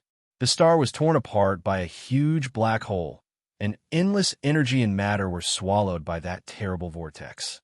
Looking at Barnard Star from tens of millions of kilometers away, a huge vortex that smashed the star swallowed everything. The entire star was sucked into an invisible gravitational black hole, and its speed reached more than 45,000 miles per second. The temperature of its core rose rapidly. Under the influence of gravity, the gas smashed into the core at close to the speed of light. The rebound effect caused some of the gas that entered the core to spin upward and be blown out of the core. The electrons and protons in the core squeezed to produce neutrinos. When the neutrinos passed through the dense gas, some of them were absorbed, and the gas gained a huge amount of energy, resulting in an earth-shattering explosion that produced light, gamma rays, and ultraviolet rays. The gas absorbed heat again, and the temperature rose to millions of degrees. However, all of these products were swallowed by the black hole and filled into that point mass. Chun-Ang's will tore through the void and descended on this star domain. He questioned angrily, "Why? I wasn't the one who beat you guys up. I wasn't the one who destroyed your mother planet. I wasn't the one who chased you guys into this universe and wanted to kill you all. I'm just an innocent person from the past. Why do you guys have to drag me into this war? Just because a persimmon has to find a soft target to bully?" Chun-Ong was extremely furious. His will enveloped the entire star domain, and his spiritual waves reverberated in all directions. "I'm not a soft persimmon either. You guys are F***king bullying me. Even Buddha has fire. Just like the martial theory that Chun-Ong followed in the unseen world. Everything was originally empty and chaotic. The chi of yin and yang, as well as all matter, were chaotic and disorderly in the great void. They pushed and collided with each other, accumulating immeasurable power and triggering the birth of the universe. The Big Bang. This could be said to be the mysterious universe. Big Bang. Chapter 3:16. The absolute beginning had a Tao. The Tao and God existed together, and the Tao was God. The earth was empty and chaotic, and the abyss was dark. The existence of the gravitational anomaly broke through space-time, transcending matter, energy, and information. After Chenong and Sardra's worked together to push their power to a state that surpassed everything, the embryonic form of the universe appeared in Cheneng's palm, and he slammed it down in the direction of the liberator. It was the abyss of the absolute beginning, a void that could not be looked at directly. The absolute beginning had a Tao. The Tao and God existed together, and the Tao was God. The earth was empty and chaotic, and the abyss was dark. Let there be light. Cheneng's body had already disappeared. The restrictions on his body had been silently broken, and he was devoured by the anomaly. Only his will was sighing in the void. After the abnormal point exploded, his will controlled the mysterious universe. Big Bang and forcefully twisted the endless torrent of energy, turning the all-destroying wave into a world-rending might. He then used the momentum to unleash the second move, the mysterious universe, Genesis. It could also be called quantum cosmology. The birth of a universe was a quantum transformation from the Euclidean space to the Luo space-time. This realized the idea of the universe being created from nothing. The Euclidean space was a four-dimensional ball. In the initial stage of the transformation of the four-dimensional ball into the Luo space-time was in a stage of explosion that could be described by the de Sitter metric. Then the expansion slowed down, and it was described by the Big Bang model. The dark universe. Big Bang and dark universe. Genesis were two sides of the same coin. Just like Taiji, they fused the philosophy of existence and non-existence from the birth of the universe, and they were pushed to the peak in Chun'ang's hands. The embryonic form of the universe was born in his hands, and it was pushed in the direction of the liberator. That power created everything and destroyed everything. The embryonic form of the universe was independent of this universe, but the power it pushed could shake the galaxy, leaving no escape. Take this, dark universe, Genesis splitter. The Big Bang, Genesis was like the Taiji yin and yang. It fused existence and nothingness, space-time, energy, and mass. After the positive and negative universes, it raised the power of the mysterious universe to a whole new level, which was the Genesis splitter. The two massive satellites of Barnard's star that were in front of the Liberators shattered like biscuits. From the Liberator's point of view, the entire gas planet first began to cave in, and then it began to break apart. All kinds of hot lava gas and degenerate electron gas erupted from the core of the planet, and then they were swallowed by the embryonic universe like biscuits. The whole process did not take more than 2 seconds. A gas giant the size of Jupiter was swallowed by the quantum void of the embryonic universe. Kong Keenan slammed his palm with all his might. As the basic unit of space under the Planck scale distorted and vibrated, the mighty power that encompassed space-time swept through the entire void. This terrifying power caused countless spatial tears along the way. Because it exceeded the concept of motion and speed, the surging palm force appeared in every inch of space in the entire star system at the same time. The fluctuating ocean of energy in the void suddenly erupted with all its energy. In the Planck time, the positive and negative virtual particles that appeared and disappeared in pairs were swept by this power. Endless matter and energy appeared in the void. Every inch of space erupted with energy comparable to the sun, and the entire star system became a boiling tide of energy and matter. The degenerate state of the high-energy matter in the energy tide rapidly declined to the state of highly concentrated helium matter. This liquid helium matter, which was equivalent to the liquid helium inside a star, only needed a slight change in pressure to erupt with all its energy. Kong Keenan was blocking the path of the embryonic universe. In the higher dimensional timeline, this newly created universe had already included them, so the Liberators had nowhere to run. They could only fight it head-on. The young warrior of the Republic, Kong Keenan, solemnly faced the embryonic form of the universe that was crushing towards him. He raised his hand and ignited a sphere of helium the size of Earth around his body. In the center of his palm, the helium matter that was undergoing nuclear fusion went from a degenerate state to a helium flash. The extremely terrifying helium flash directly hit the embryonic form of the universe. The power that could tear the entire solar system apart was futile. With another flip of his palm, the highly concentrated helium matter in the entire star system gave him enough energy. Helium flash combo. The terrifying explosion once again hit the embryonic universe, but did not even cause the universe to tremble. Meaningless attack, powerless counterattack. Chenong sneered, his tone very unfriendly. You guys are gravely mistaken if you think I'm a pushover. I may not be as strong as the Apocalypse, but I'm not the type to be bullied so easily that I don't dare to fight back. Cry, then die for me. However, Kong Keenan was not the slightest bit discouraged.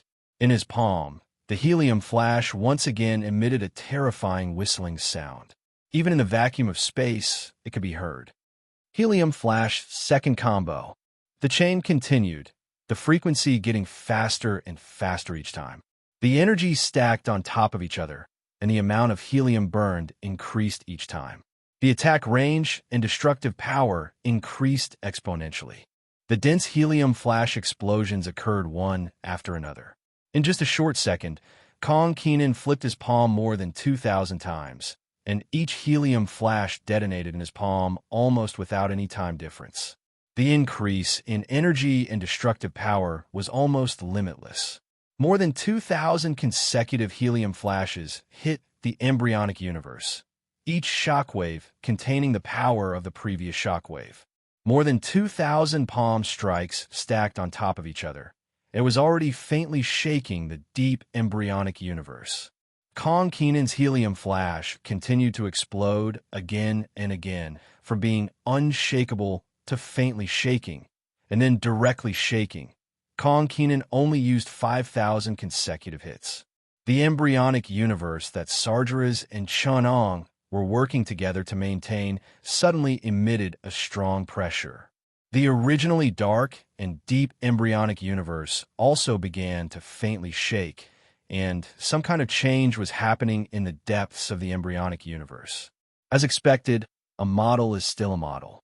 If the embryonic universe I created was the size of a galaxy, I wouldn't be worried about being destroyed by simple energy attacks like yours. But after all, the amount of matter collected isn't enough, and I can't create a universe on the scale of multiple galaxies. Chenong sighed. I can only maintain the mysterious universe until his 9,999 consecutive helium flashes. Sargeras, together with me, we will once again sublimate the mysterious universe. In the embryonic universe, Sargeras' consciousness silently responded. Together with Chenong, the huge embryonic universe began to split, encompassing the power of the entire timeline and sweeping everything in its path. Mysterious universe, Taiji diagram. Timescale -10 to the power of -43 seconds. The space-time universe appeared from the quantum background of the embryonic universe. The power of the void engulfed and devoured all of Kong Keenan's attacks on the mysterious cosmos. It was like energy bombarding the void itself. Kong Keenan felt an incomparably deep and vast void power bearing the weight of his helium flash combo. Everything could be born. The void of the universe was as calm as the earth, and the mysterious universe returned to nothingness. Mysterious universe, chaos bell. Timescale -10 to the power of -35 seconds. The mysterious universe was split into strong, weak, and gravitational forces. Chapter 317. Wind, earth, water, fire, and chaos reopened. The four fundamental forces were derived from the same field, encompassing the entire star field in one fell swoop. The degenerate helium matter piled up in the void was divided, and gathered under Chun-Ang's control of the four fundamental forces. 9 yellow-grade stars formed the embryonic form of matter. In the embryonic form of the mysterious universe, hydrogen matter was derived under the immense pressure of gravity and finally ignited. Kong Kenan could only retreat in defeat against the universe's division and the four fundamental forces. Fortunately, he had Luo Ji's spatial barrier to protect him, which allowed him to survive the great power of the mysterious universe's evolution into a world and its destruction into life. Luo Ji's expression was abnormally solemn. He said to Kong Kenan and Yang Qi, "The following battle is no longer something you can participate in.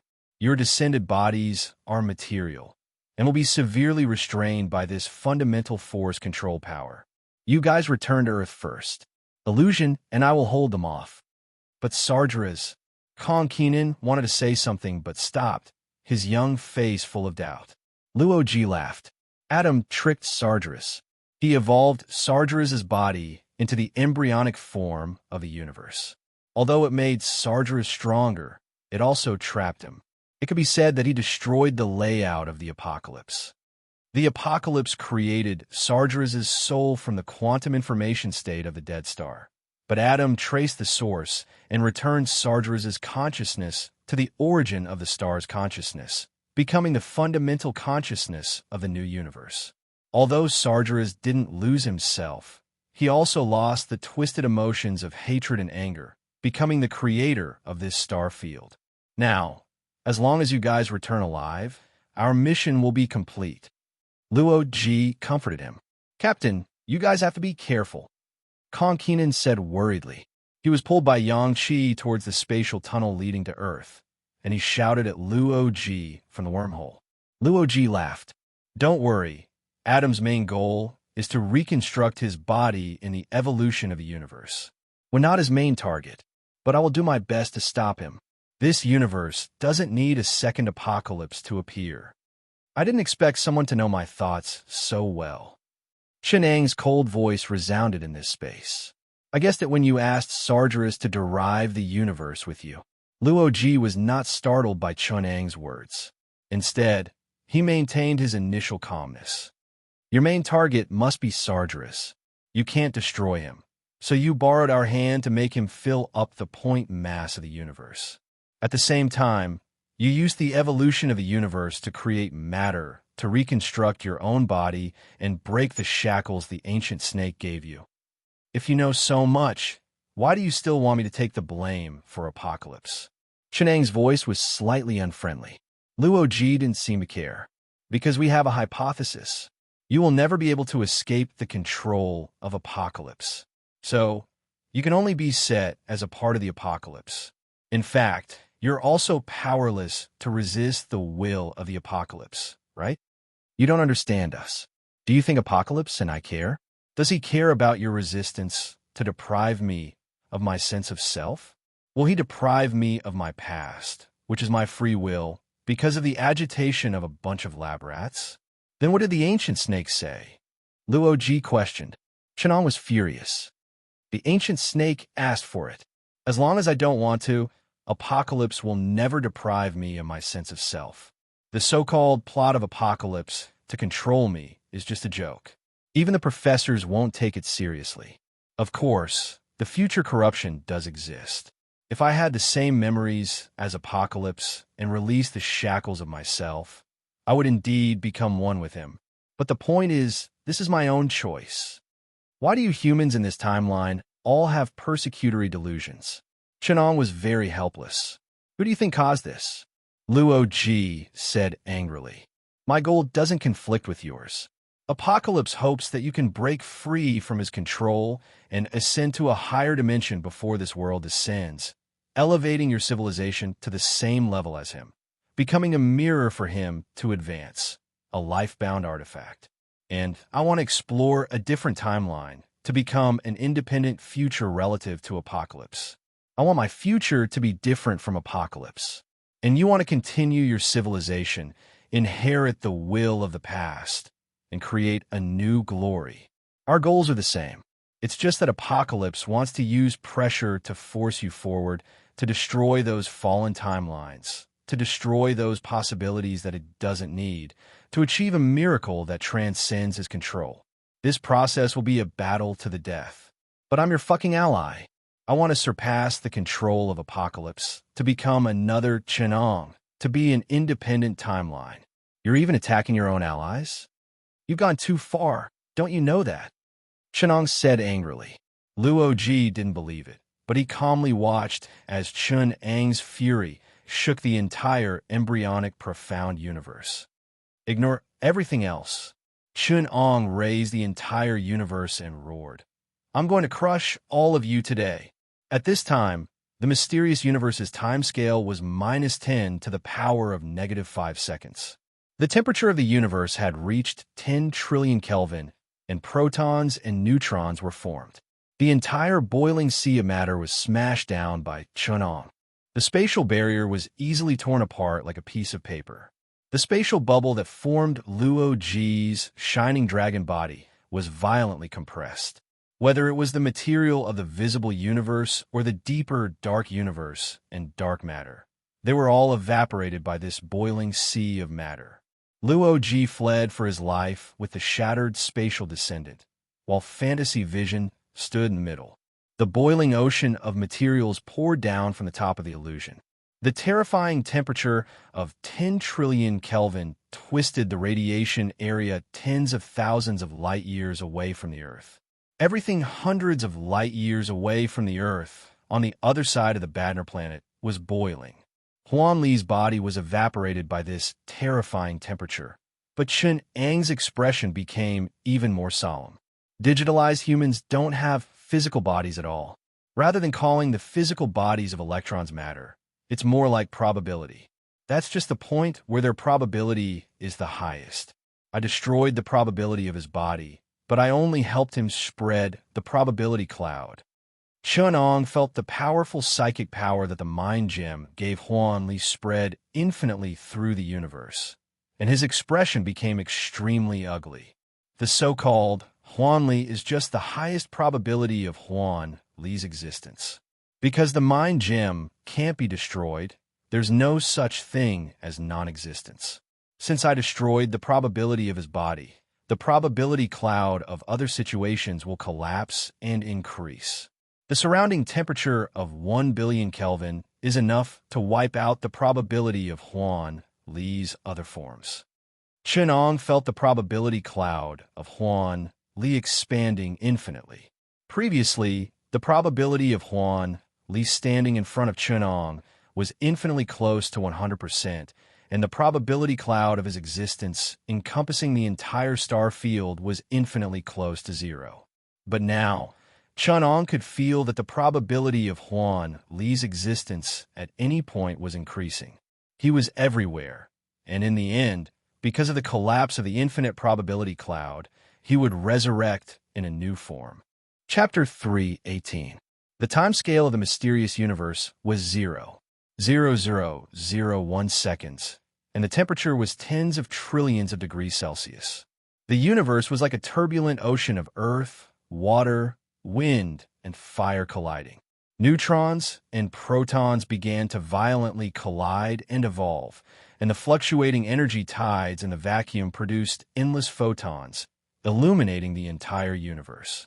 Chun Ang held the embryonic form of the mysterious universe and pressed it inch by inch against the area covered by the illusion's probability cloud. The temperature of the embryonic form of the universe was higher than the threshold temperature of hadrons and leptons. The collision of photons produced positive and negative hadrons and positive and negative leptons. At the same time, some of them were annihilated into photons. When the equilibrium state was reached, the total number of particles was roughly equal to the total number of photons. The hadrons that had not been annihilated were broken into quarks, and the quarks were in a state of progressive freedom without any protective effect. The particles in the mysterious universe were positive and negative quarks, positive and negative electrons, and positive and negative neutrinos. In the end, only 1 in a billion positive particles remained. The illusion had already covered the entire embryonic form of the universe with its own probability cloud. In the boiling sea of photons, electrons had broken through the inherent nature of, plus, forming a huge circulatory system in the void. The essence of the model infinity stone had constructed a materialized structure that reflected the concept of the essence of electrons. Energy circulation, material circulation, information circulation, and even the soul system. With the technological assistance of the Republic, the illusion had reconstructed a body that included all the free electrons in the embryonic form of the mysterious universe. The huge energy circulation even had the phenomenon of changing the foundation of the mysterious universe. This was the most comprehensive confrontation between Chun-Ong and the illusion. It was a competition of their ultimate wisdom, ability, willpower, and strength.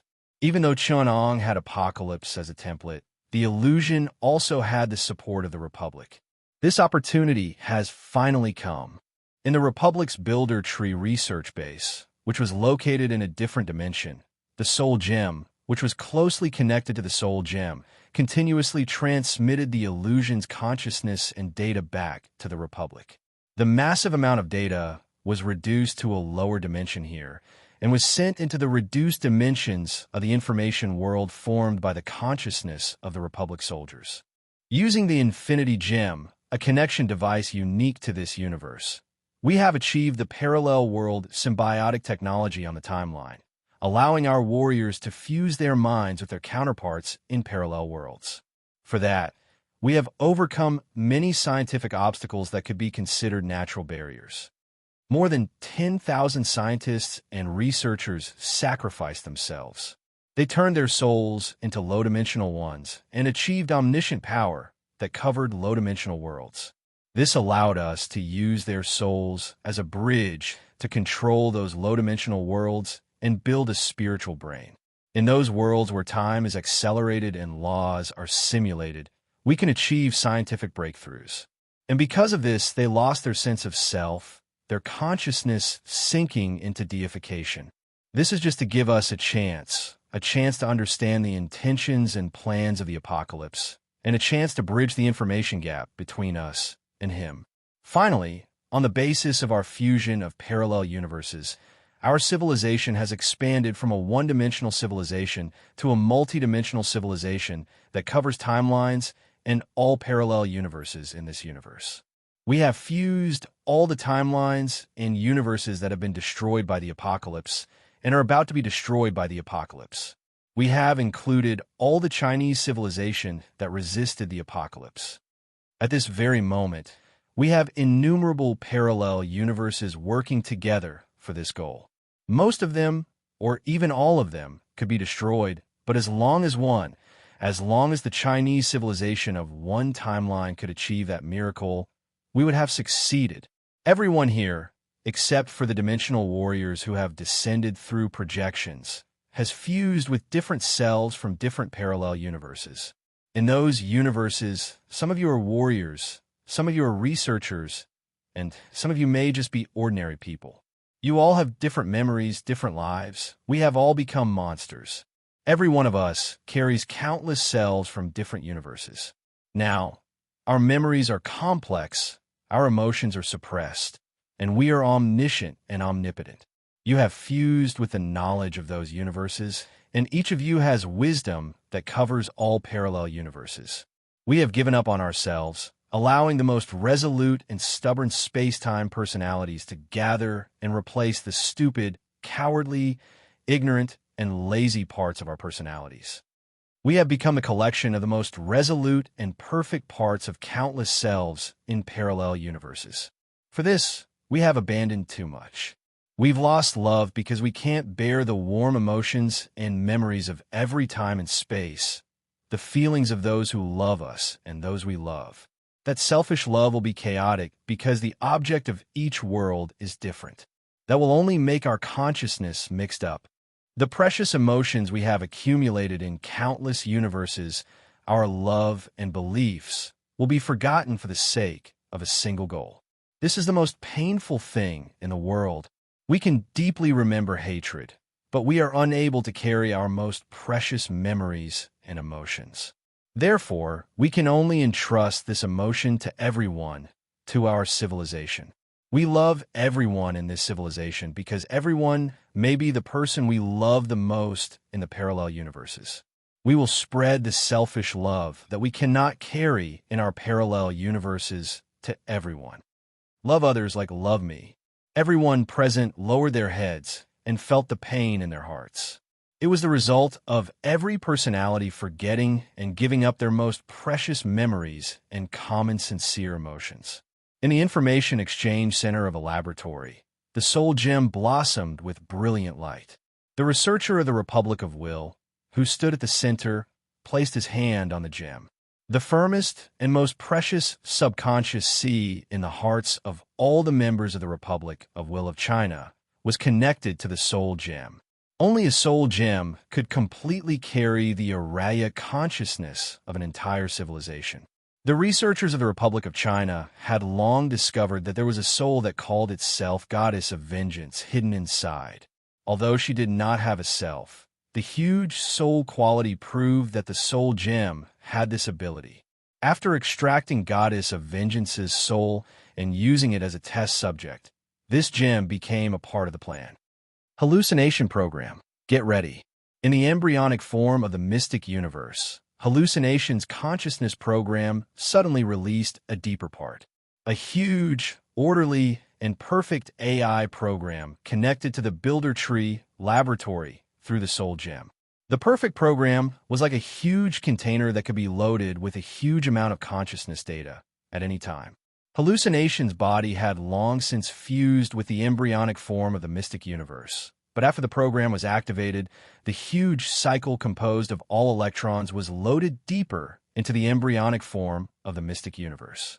Qin suddenly found that his consciousness was also attracted by the embryonic form of the mystic universe and entered it. Hallucination Program loaded successfully.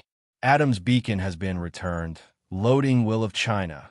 In the Builder Tree laboratory, the soul gem suddenly collapsed and turned into a purple stream of light. It entered the mystic universe and fused with the yellow light of the soul gem. Loading External Program. Ultimate System Reality Program loading. Power Program loading.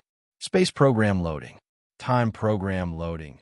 The light of 6 infinity gems blossomed in the embryonic form of the mystic universe. With the infinity gems as the material carrier, a system that carried the Will of China was completed. Locking onto Adam's beacon. In the Builder Tree laboratory, the person in charge of the experiment smiled and explained to his subordinates, "The apocalypse retracts the timeline and destroys all possibilities it doesn't need." After countless tests by the Republic of Parallel Worlds, they finally confirmed that only by breaking through this dimension and achieving dimensional ascension will we be able to survive this experiment. However, dimensional ascension is so difficult that even the apocalypse couldn't find a direction. Our efforts were at a stalemate, but we quickly thought of a solution. In our world, there exists a part of a higher dimensional existence. The apocalypse. The apocalypse itself is a low-dimensional part of the higher dimensional existence. It's very simple to break through the limits of the dimension. All we have to do is become a part of the apocalypse. But the Republic will never allow us to become a part of the apocalypse. We'd rather be destroyed, someone asked doubtfully. Then let some existences with the same nature as the apocalypse, such as his past, become a part of us. The professor has experimented. Through Adam, the parallel bodies we created with the apocalypse can connect to other dimensional worlds, which is a part of the higher dimensional existence in other worlds. By the same principle, by tracing back Adam's soul, we can let him go to other worlds and leave this cage. The price is to become a part of Adam.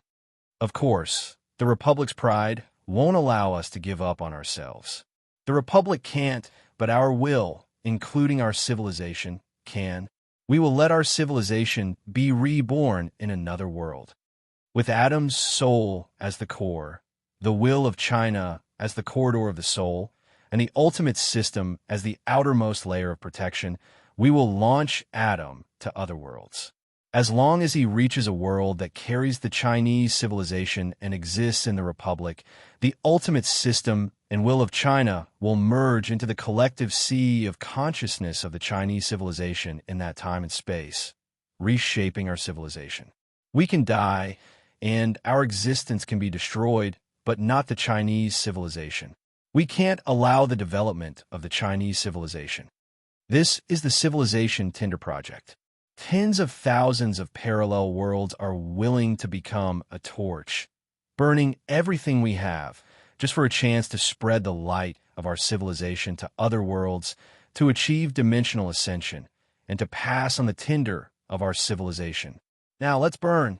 Let's fight the apocalypse in this universe. Whether we live or die, the fire of our civilization will be passed on forever. Now we can sacrifice everything. Let's finish this experiment with the apocalypse. In the embryonic form of the mysterious universe, Chun-Ong suddenly came into contact with the great will at the core. His consciousness connected with all the members of the Republic, and he understood everything. So that's how it is. The illusion program protected Will of China, forming a soul corridor outside Adam Chun-Ang's soul. Chun-Ong gave up on defense and accepted it as a part of his soul. The ultimate system and the Infinity Stone wrapped around Chun-Ang's soul, forming another layer of defense. The embryonic form of the mysterious universe acted as the outermost layer of defense, wrapping around the ultimate system. In the end, the task of rebuilding the Republic actually fell to me. Will I bring the Republic back from the future and destroy my future apocalypse? That sounds pretty cool.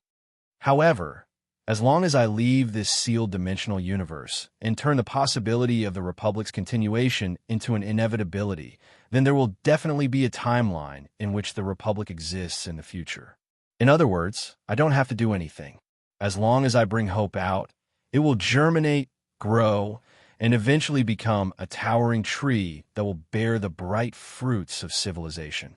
Then, when I return, I will definitely be able to witness the future of the Republic cross time and space to fight the apocalypse until the end of this universe. The Jimmu base in countless parallel worlds erupted with the most powerful psychic fluctuations. The ultimate psychic weapon appeared, breaking the barrier between reality and illusion.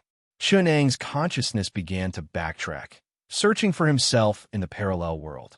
He turned into a stream of light and disappeared from this dimension with the embryonic form of the mysterious universe. To be continued. Chapter 319. Inside Chang'an's imperial city, the palace was grand and majestic. Between the pavilions and courtyards, there were winding corridors and richly ornamented rafters. It was indescribably magnificent. In this vast world, only the residents of the emperor could have such a grand view. Although it was already nighttime, there were whale candles everywhere in the palace, illuminating the place brightly. Yang Guang stood on a high platform and looked down at the magnificent palace. Behind him, a tall man knelt on the ground. He was trembling and didn't dare to look at Yang Guang. The surrounding guards stared at the empty space in front of them as if they didn't see the man at all. Only a few highly skilled guards hid in the shadows near Yang Guang and stared at the man's every move. Yuan Wenji was an expert of the current great sway. His mysterious ice force, which was passed down in his family, had been tempered to perfection. Although he was not as good as Yuan Shu, the current head of the Yuan family, but because he was young and vigorous, his lethality was superior. If he suddenly went berserk, it was hard to say whether or not he could hold Yang Guang hostage. Therefore, they had to be careful. If Yang Guang didn't call Yu Wenji over, they wouldn't even allow him to get close. Yu Wenqing, you said that the art of longevity that you found for me was taken away by the Rakshasa from Goryeo? Now it's in the hands of two Yangzhou hooligans? Yang Guang's voice didn't sound happy or angry. His back was facing Yu Wenji, so the expression on his face couldn't be seen. Yu Wenhua had no choice but to put on a trembling expression as he replied, "Reporting to your majesty, we came one step too late. Luocha's daughter snatched the secret of longevity from Shi Long's hand in advance, but we killed him with our palms. However, at that time, both of us were injured. The two hooligans that she adopted took the opportunity to take away the art of longevity and the corpse of the Rakshasa. Humph! Yang Guang flicked his sleeves and asked, "Trash, you can't even take down an injured Rakshasa? Yuwenji, do you know that you're secretly hiding the Rakshasa and plotting to steal the treasures of that traitor Yang Su and my art of longevity? Your Majesty, these are all ridiculous words. We can't believe them." Yuanhua buried his head on the ground and explained in a terrified tone. Seeing that Yang Guang was about to get angry, he quickly took out the things that he had prepared. Originally, with the power of the Yuan family, he did not have to be so timid. But now that the world was in chaos and the people were angry, everyone knew that this was the best time to fulfill his ambition. The more it was like this, the more careful he had to be. If it was the Yang Guang from before, he would not have been so afraid. However, it was because Yang Guang wanted to make them lose their minds that they had to be even more careful. Otherwise, Yang Guang might even dare to force the Yuan family to rebel. Your Majesty, although I was unable to retrieve the secret of longevity for Your Majesty, I did find a rare object that had a lot to do with the secret of longevity. Yuan Huaji's words seemed to have piqued Yang Guang's interest. Rumor has it that the secret of longevity was created by the sage Guang Chengzi. It was written in strange characters, and its meaning was close to the ancient times. It was difficult for modern people to understand its meaning. Therefore, it was said that no one in the world could live forever. However, I asked around and heard a strange story. It was said that when Guang Chengzi was teaching the Yellow Emperor Xianyuan, he got a flying stone from outer space. He saw the technique of the extraterrestrial demon in the stone and created the secret of longevity. I thought about it. Since the ancient times, the meaning of the characters has changed, but the strange stone has never changed. If Your Majesty could see the secret of longevity with this stone, wouldn't it be like adding wings to a tiger? Therefore, I asked around. Finally, I found this stone in a library and presented it to Your Majesty. Yuan Huaji pointed at the bottom of the stage, where his guards were. Hearing this, Yang Guang's mind was slightly shaken. It seemed that this strange stone had some kind of magic that he could not let go of. He pondered and said, could it be the legendary heavenly demonic stone that Guang Chengzi used to see the primeval demon's bone? Rumor has it that Niwa mended the sky and fought with the primeval demon above the 9 heavens. The primeval demon died in 10 days, and his bone turned into a strange stone. The more he waited, the more restless he was. It was as if he could not suppress something. The words primeval demon were like a curse that firmly affected his heart. Therefore, he did not pay any more attention to Yuan Huaji and hurriedly returned to his bedroom with the heavenly demonic stone. Yuan Huaji only raised his head after Yang Guang left. He and his guards left the palace and returned to the direction where Yang Guang had left. Yuan Huaji's lips curled into a cold smile, and he snorted in his heart. This fatuous ruler is really stupid. He is so obsessed with seeking immortality that he is even superstitious about demons and ghosts. Primeval demon? I wonder how it is related to the demon sect? He turned his head and shouted to the guards who were waiting for him, "Let's go." Then, he left the palace.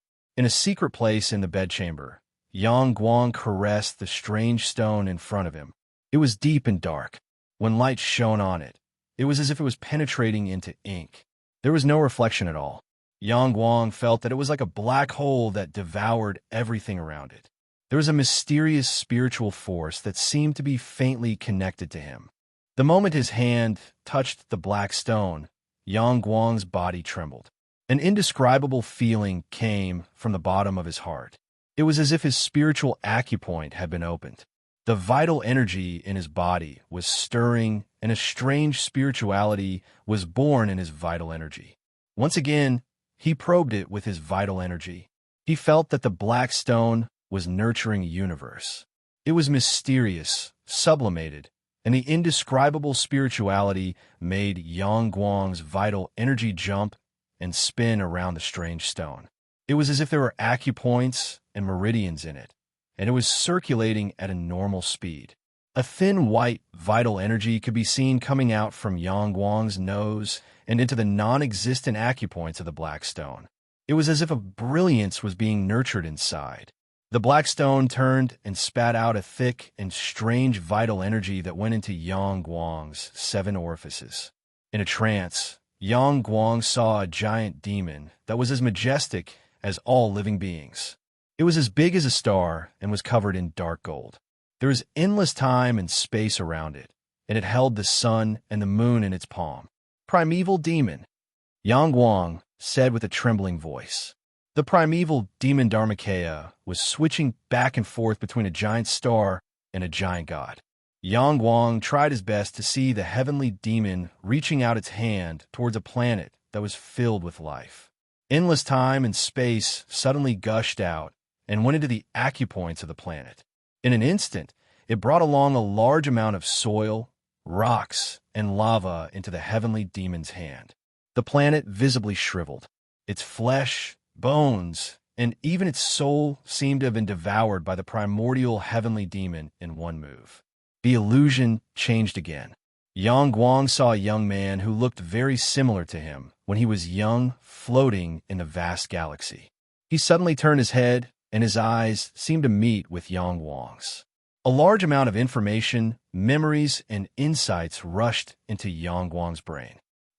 Yang Guang felt a sharp pain in his head and suddenly woke up from the illusion. Chenong. No, it's the primeval demon. I'm the reincarnation of the primeval demon. Yang Guang shouted in shock. He seemed to have found the answer to the matter and the reason why he could faintly sense the heavenly demonic stone. He immediately became furious. Why, you bitch. How dare you kill me? How dare you kill me? No, I want to be reborn. I want the primeval demon to be reborn. The eunuch beside him was so scared that he was at a loss and wanted to escape. Yang Qi raised his hand in anger. You want to betray me? The eunuch felt a bone-piercing vital energy enveloping him. He was so scared that he knelt on the ground and cried, Your Majesty, I dare not. Your Majesty. He looked at Yang Guang, and the murderous intent in his eyes grew. He screamed and wanted to push the door open to escape. Yang Guang laughed. He could feel his vital energy absorbing the life of the eunuch. The eunuch's flesh and blood left his body and was sucked dry by the vital energy in midair. Then, the bones and the marrow of the soul. As Yang Guang's vital energy grew stronger outside his body, a warm feeling enveloped him. It was as if his life was being nourished and his strength was being elevated. When a eunuch's head turned into ashes in midair, Yang Guang felt his body being reborn. A brand new life force came from his vital energy, giving him a new lease of life. His vital energy had grown by 2 levels, but the quality was many times purer. Looking at his white hair that had returned to a healthy black color, the wrinkles on his hands faded, and the youth and energy in his body, Yang Qi laughed. He accepted the conjecture that he was the reincarnation of the sky demon without hesitation and devoted himself to the great cause of the sky demon's rebirth. So, I'm the sky demon. That's great. Longevity, power. I am Yang Guang, but I will be reborn as the sky demon Chenong. I will return from the ancient times and rule the earth again. Ha ha! Yang Guang regarded Sarjara's illusion as Chun Eng's real body and was ecstatic about his newfound power. The first ray of dawn shone on the palace gate. The palace gate that had been closed for the whole night suddenly opened. Yang Guang looked at the eunuch chief kneeling in front of him, then turned back to look at the empty palace behind him. He glanced at the eyes of the guard around him and saw that they didn't dare to look at him directly. He saw that they didn't dare to doubt that he had suddenly regained his 20-year-old appearance. Yang Guang chuckled softly. Take me to the death row, he ordered the chief. Chapter 320. Heroes used martial arts to break the law. Who knew how many Jianghu people with martial arts were imprisoned in the imperial prison in the capital? Although the so-called masters in Jianghu mostly relied on the major powers, in terms of power in the world, the laws were strict, and who could surpass the imperial court? These people were all living treasures in Yang Guang's eyes. Not only were these experts full of vigor and vitality, but their life force was also pure. Furthermore, they were able to greatly enhance Yang Guang's skill, which could absorb humans' flesh and blood, as well as his genuine chi and skill, to improve by leaps and bounds. If it were not for Yang Guang's suppression, the pure sky demon genuine chi would have long transformed his physical body, giving birth to all kinds of evil and supernatural abilities, allowing his middle-aged appearance to be reborn. Because the progress of this evil technique was too fast, Yang Guang had to restrain himself to prevent the demonic nature in his chi from overflowing and turning him into a demon who only knew how to kill. I'm the primordial sky demon, the demon among the demons, the leader of all demons. How can I be confused by a little demon from the outside and cause the demonic technique to backfire? Yang Guang looked angrily at the uncontrollable demonic chi on his hands. The white bear blanket under him was already full of holes and was corroded by the demonic chi. Yang Guang casually tore off the tattered dragon robe on his body, revealing his strong muscles. Now, he didn't look like he was addicted to alcohol and women. He felt that he was even stronger than when he was at his strongest. He was almost standing at the peak of the human body, but the more it was like this, the more Yang Guang was dissatisfied. Isn't my primordial sky demon true body much better than these mortal bodies? Perfect, powerful, and powerful. My demonic body has been tempered thousands of times, and I have an endless lifespan. I hate those traitors who force me to be trapped in this mortal body.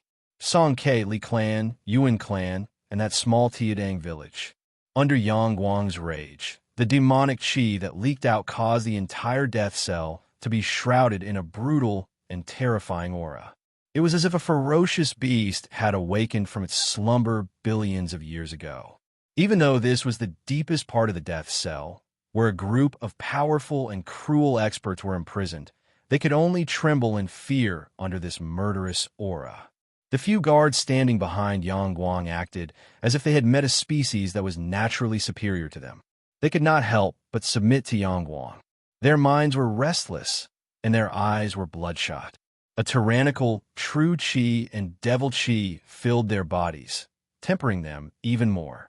Every muscle and bone was withstanding the impact of this tyrannical true chi, and then being nourished by the devil chi, they recovered. In this process, they consumed their life force, but it made them even more tyrannical. The demonic true chi of the guards was stimulated by Yang Guang's overflowing demonic chi, and under this chi, it grew crazily, squeezing out their life potential. In a short moment, these guards seemed to have aged 10 years, but the muscles and bones in their bodies were as if they were made of fine steel, and their skinny bodies were extremely powerful. Just as they were about to be unable to withstand this transformation and turn into mindless, bloodthirsty, and violent demons, Yang Guang finally got rid of his demonic nature and woke up from his anger. With 2 claws, he tore open the bars made of fine steel and pulled out a few death row prisoners from his cell. Yang Guang stretched out his hand and sucking them into dregs. The life force contained in the devil chi was lively and powerful, and it drilled into the 7 apertures of the guards, filling up their skinny bodies in the blink of an eye. The guards felt that not only had their life force recovered, but they had also become stronger, and even their bodies had become a few years younger. We pledge our loyalty to your majesty, the Devil Lord. Several guards knelt behind Yang Guang. They were fanatical, and their obsession to be loyal to Yang Guang built a bridge between them and Yang Guang through the devil chi, allowing Yang Guang to completely control them at any time. The special ability of the heavenly demonic power is really terrifying. If it wasn't for the fact that I need to devour a large amount of flesh and blood to control you and absorb living people, I could develop a demon army in an instant. However, I have already improved this method. In the future, as long as I have a devil seed made of devil chi, I can let you cultivate the true demonic power that I created and become my dependents. This method can also guarantee your potential. Under the shroud of my heavenly demonic power aura, you will become my limbs, sucking blood, essence, and inner energy, just like the arrival of the heavenly demonic army. In the midst of his complacency, Yang Guang suddenly came to his senses and regained his usual calmness. He casually waved his hand, and the heavenly demonic real qi transformed into a black cloth, wrapping around his naked body. Recalling all the times when he lost control, Yang Guang could not help but frown. It was not that he did not know the reason behind it. The memory left by the primordial heavenly demon in his mind told him that this was the reason why his will could not control the devil qi. The human will, thoughts, and spiritual realm were too shallow, and it was impossible to control the power of the primordial heavenly demon. His mind would be affected by the devil qi, and it would become stronger under the amplification of the devil qi. Greed would reach its peak, and anger would reach its peak. Under the stimulation of the devil technique, it was like adding fuel to the fire. It would only become stronger and stronger, and in turn, affect his rationality. It seems that the emotions and memories of the identity of Yang Guang have become an obstacle for me. That's right, it's just the reincarnation of my mortal body. How can it bear the power that I used to tear the sky and the vault of heaven? Those fearless emotions and ego will only make me weak and have flaws, and I will not be able to truly reach the realm of the primordial heavenly demon. Only by erasing my past emotions, twisting my past ego, and recalling my memories before my reincarnation, I will immerse myself in it and slowly remove my current unnecessary thoughts. Only by carrying my past memories and ego can I truly control this power. When I control the world and no longer need this mortal body, I will sacrifice this mortal body in front of my past skeleton so that I can truly be reborn. Yang Guang recalled the lifelike image of a young man in his divine sense. It seemed that the essence of the primordial heavenly demon in his body was urging him to erase everything that was Yang Guang, emotions, personality, and all the elements that made up his self. It would turn into a blank body and then replicate the memory and personality of the primordial heavenly demon. At that time, his body had already been transformed by the heavenly demonic power, and his soul had been erased by himself. Who was it that came back to life? Of course, Yang Guang himself could not think in this direction.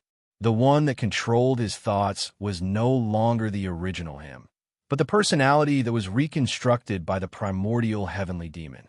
It was only for the sake of the existence of Yang Guang and the identity of the primordial heavenly demon.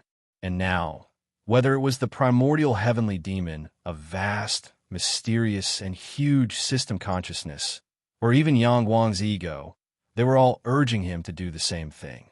Clear the universe, kill the disobedient, and truly unify the world. To be continued. Chapter 3:21.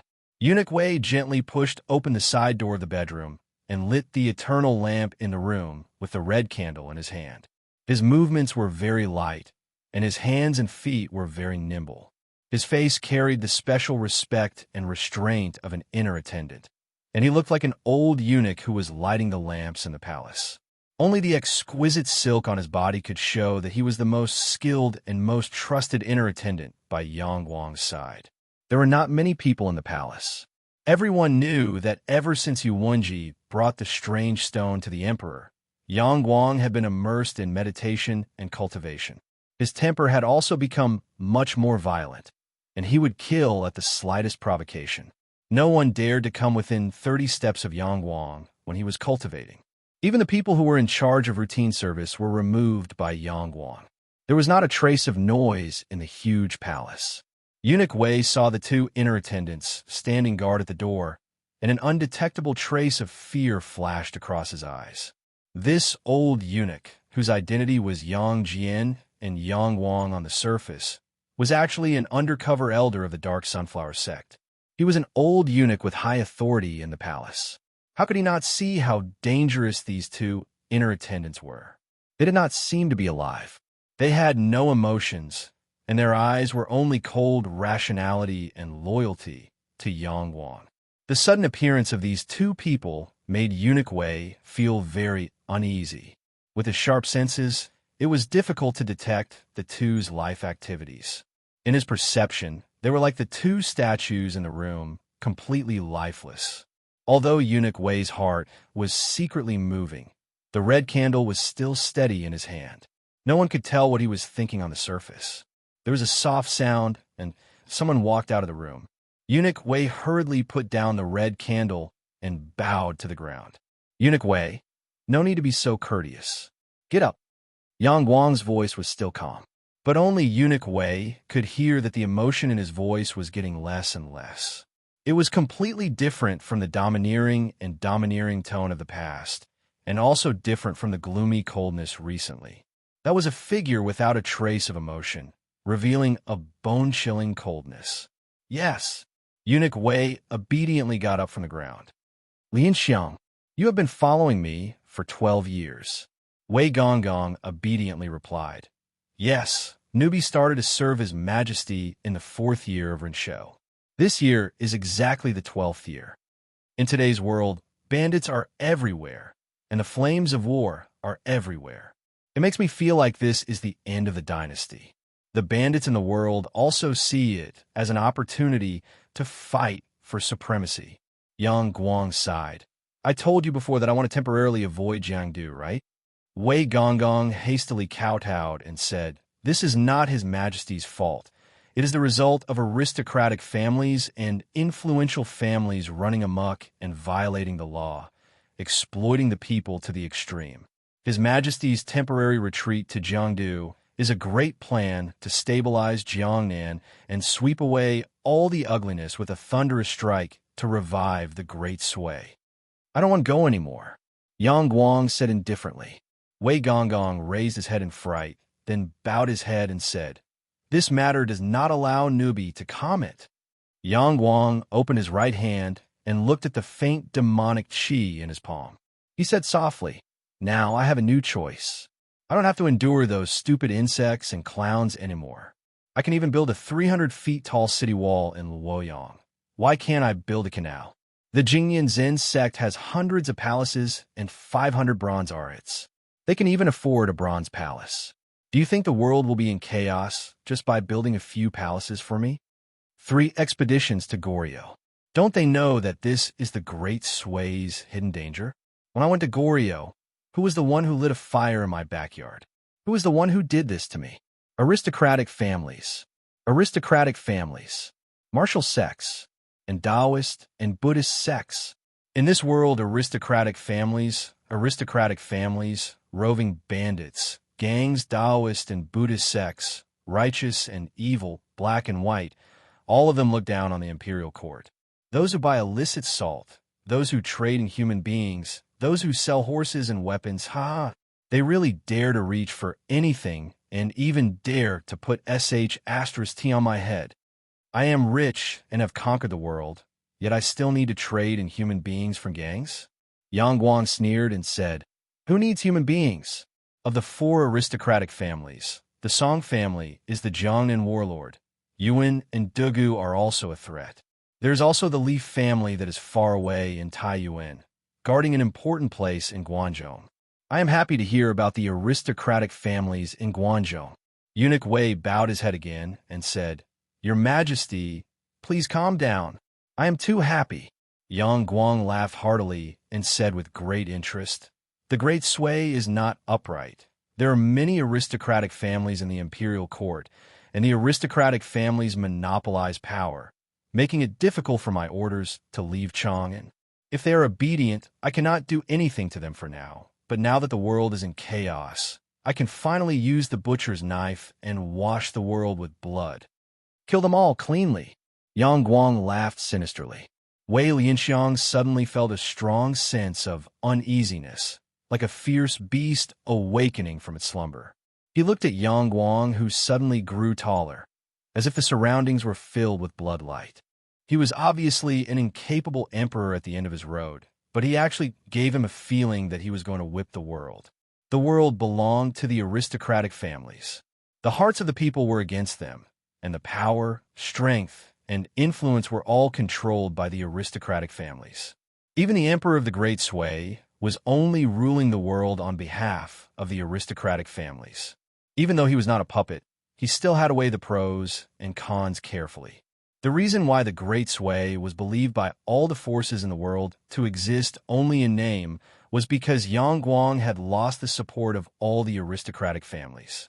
The new imperial examinations, the suppression of the aristocratic families, all of these were roads to death. But now, Yang Guang actually wanted to butcher the aristocratic families. Wei Lianxiang logically believed that Yang Guang was courting death, but under this terrifying demonic might, he did not dare to underestimate him.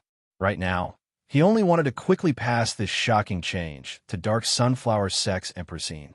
He did not know what Yang Guang's madness would bring to Dark Sunflower Sect, but he knew that if Zhu Yiyin did not know about this, then there would be great trouble. Just as Eunuch Wei was in a daze, Yang Guang suddenly turned his head and asked, "Did you know that Pei Zhu is Shi Xuan?"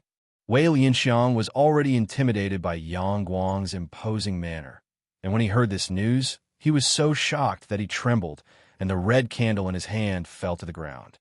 He cried out in surprise, "Evil King is Pei Zhu. Yes, he even took my nephew as his disciple, the orphan of the dethroned crown prince, Yang Yong." "Ha!" Yang Guang said with a smile. Wei Lianxiang was so scared that he prostrated on the ground. After he regained his composure, his mind started to spin rapidly. He did not know whether his identity had been exposed, but since Yang Guang knew Pei Zhu's identity, it was not strange for him to know that he was an elder of Dark Sunflower Sect. He slowly raised his true qi, and 2 wisps of green light stuck to his fingertips as if they were alive. "I heard that you met Xiang Yutian when you were young. What kind of person is he?" Yang Guang's words caused Wei Lianxiang to be unable to hold himself back any longer. He shot up from the ground, and a wisp of green light was hidden between his index fingernails. His body twisted into a strange angle, and he stabbed at Yang Guang's chest from an impossible angle. The true qi in his entire body released a tempting sharpness. But before he could touch Yang Guang's ordinary clothes, he saw a wisp of flowing light suddenly appear. To be continued. Chapter 322. Wei Lianxiang's mouth was wide open like a carp out of water. His face was distorted and his eyes were wide open. From his eyes, it could be seen that Yang Guang was like a living, evil spirit in his heart, or a devil that had crawled out of hell. In any case, he had absolutely nothing to do with humans. He curled up and even lay at Yang Guang's feet. His 2 withered hands that had moved as fast as lightning had shrunk to his ribs like chicken claws. He looked like an idiot who had suffered a stroke. It was very comical, but anyone who knew Wei Lianxiang's true identity would not find it comical. They would only feel a deep chill and a hair-raising terror. Yang Guang slowly retracted his index finger and blew away the non-existent dust on it. The 2 inner attendants who stood like statues beside him silently knelt in front of him and lifted Wei Lianxiang up so that Yang Guang could look down at him. "Eunuch Wei, you are really good at using poison." Yang Guang glanced at the squirming green spot on Wei Lianxiang's index finger and sighed. "Unfortunately, it's still lacking a little. Who would have thought that a loyal eunuch who grew up under my imperial father's care would be a spy for the Dark Sunflower faction? Now that I think about it, when I cooperated with the demon sect to kill my good-for-nothing brother, I probably received a lot of help from you. I heard that you divided poison into live poison, dead poison, active poison, static poison, and collision poison. Interesting, I also made a classification. I divided substances that can kill into disease, plague, evil, poison, and devil. Yin and yang imbalance is disease. Goo worms and fungi are plague. The body and mind are evil. The evil metalworm grass is poison, and greed, stupidity, and madness are devils. Just the word poison alone has 10 categories: snake, insect, plant, mineral, chemical, hormone, radiation, microorganism, energy, sound, light, and spirit. But to be blunt, I am good at all of them. Wei Lianxiang had never seen an expression on Yang Guang's face. In a trance, Eunuch Wei even thought that the person standing in front of him was a completely different person. Apart from his face, Yang Guang's temperament, habits, and manner of speech had completely changed into the shadow of another person. "You're not His Majesty." Wei Lianxiang uttered these words with a trembling voice. "Yes, I'm not him." Yang Guang sighed. "I don't know who I am either." "Sky Demon? Yang Guang? If possible, you can call me Heavenly Demon Yang Guang." Wei Lianxiang's eyes widened. Without me, your act of pretending to be His Majesty will be exposed very quickly. No matter if it's the concubines in the harem or the ministers of the previous court, they will all be able to see through you with a single glance. Only by cooperating with me can you imitate His Majesty's words and actions. I didn't know you had such ability. Yang Guang suddenly turned his head. His aura and mannerisms suddenly reverted back to the muddle-headed Yang Guang from before, but as he took a few steps forward, the arrogance, vulgarity, and rules on him slowly faded away. The Yang Guang that was as cold as a ghost god returned to this body. He lowered his eyes and sighed. Do you think someone has replaced me and replaced me? Wei Lianxiang looked as if she was looking at a ghost. In the demon sect, there are countless unique skills. Is there a kind of demonic skill that can turn a person into another person? Looking at Yang Guang's eyes, Wei Lianxiang couldn't help but say, there is indeed such a martial art in the sacred gate that can wash away a person's memory and appearance, then use the soul-sucking technique to hypnotize him.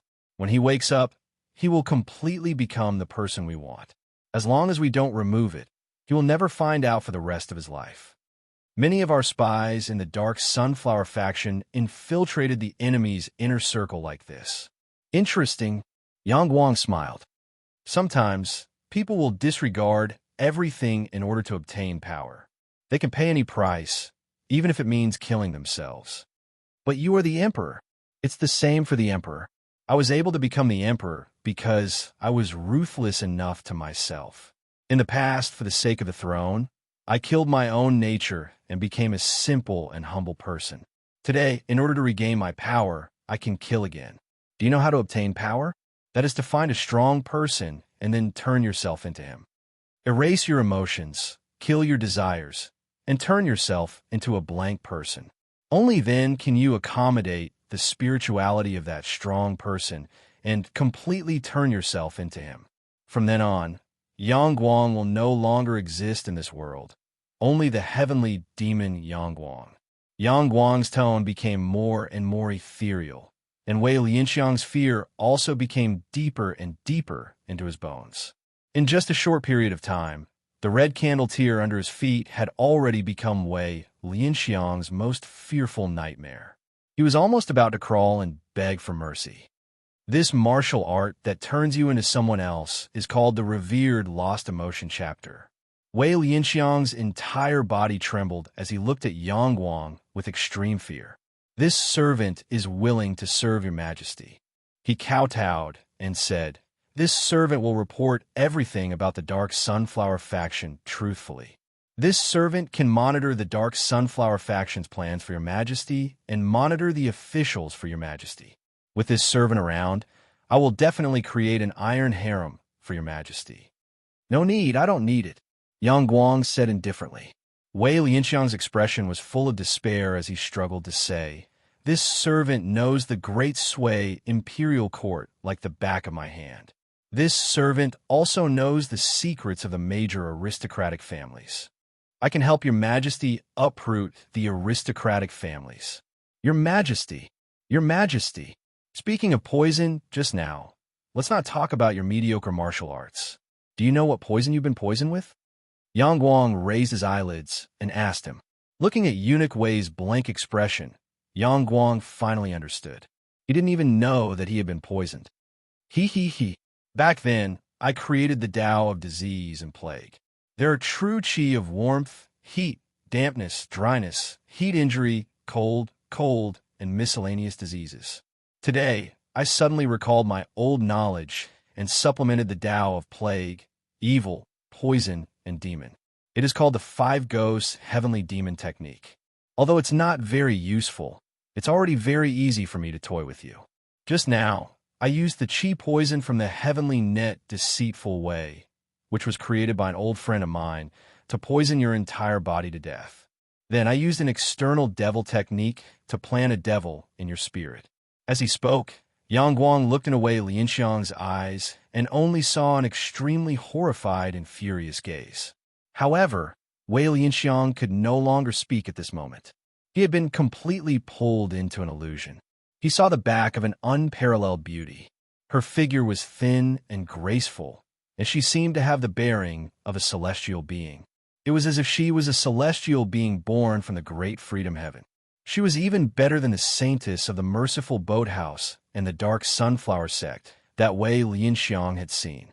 It could be said that Zhu Yin paled in comparison, and Bai Xiu's heart lost its luster. Even the peerless Fan Qingwei of the past had to pay attention to her. When Wei Lianxiang was laughed at by her, he lost his soul. All the essence qi in his body left his body. The poison seed that had poisoned his true qi to death suddenly twisted into a strange spirituality. It reversed the flow of Wei Lianxiang's true qi and completely changed its nature. A divine technique that was the growth of yin and yang and celestial transformation took root in his body. Without Yang Guang's teaching, the revered, unruffled scripture quietly circulated in Wei Lianxiang's mind. His memories turned into a pile of cold data. His emotions, beliefs, personality, and self were all erased by the revered, unruffled scripture, until eunuch Wei became a blank person. The mysterious shadow became clearer and clearer. Her gaze, her smile, her raising of her hand, and her turning of her head became a deep memory that Wei Lianxiang could not forget. Then it gradually became a vivid illusion. Her memories, her emotions, and her personality were all resurrected in this withered and old eunuch's body. The demonic energy that seeped out of Yang Guang's body continuously entered Wei Lianxiang's body and resonated with the spiritual imprint. The heavenly demonic power completely controlled the circulation of Wei Lianxiang's true qi. The demonic energy, along with a majestic vitality, replenished Wei Lianxiang's body, providing endless nourishment for his transformation. His spirit was sublimated, his true qi was purified, and his body and life source were also slowly transforming under the control of the heavenly demonic power. The strange true qi that nourished yin and yang completely changed Wei Lianxiang's body. It completely dissolved the martial arts that he cultivated and remolded a more profound and miraculous foundation. As time passed, the true qi in Wei Lianxiang's body burned like fire. The darkness and impurities in his body faded along with the fire, revealing a brand new body that was as white as suet jade. He stood tall and had a completely different temperament and behavior. Wei Lianxiang opened his mouth and called out softly with a voice that sounded like a silver bell, "Military Governor." Chapter 323. Even though the great Sui was filled with discontent and was on the verge of collapse, Yang Guang still controlled an enormous amount of power in the Guangzhou region. Of the two most powerful sects and clans, the Jingzhou Alliance and Huashan sect were completely under Yang Guang's control, and the other clans did not dare to disobey Yang Guang's orders. While Yang Guang was gradually cleaning up the military forces of Guangzhou, he also handed over the control of the gangs of the Jianghu to Tongguan. Under his orders, other than the harem, all the other palaces were opened. Yang Guang made full use of his immense power and his deep understanding of social science, after rebuilding his personality, to build many organizations with strict systems and solid foundations. The most important among them was the 6 divisions, which were personally led by Yang Guang. It was also much easier to control the army than he had expected. Although the Yuan family, Dugu family, and other powerful families had deeply infiltrated the military, as long as they did not rebel, these officers would still have to listen to Yang Guang's orders.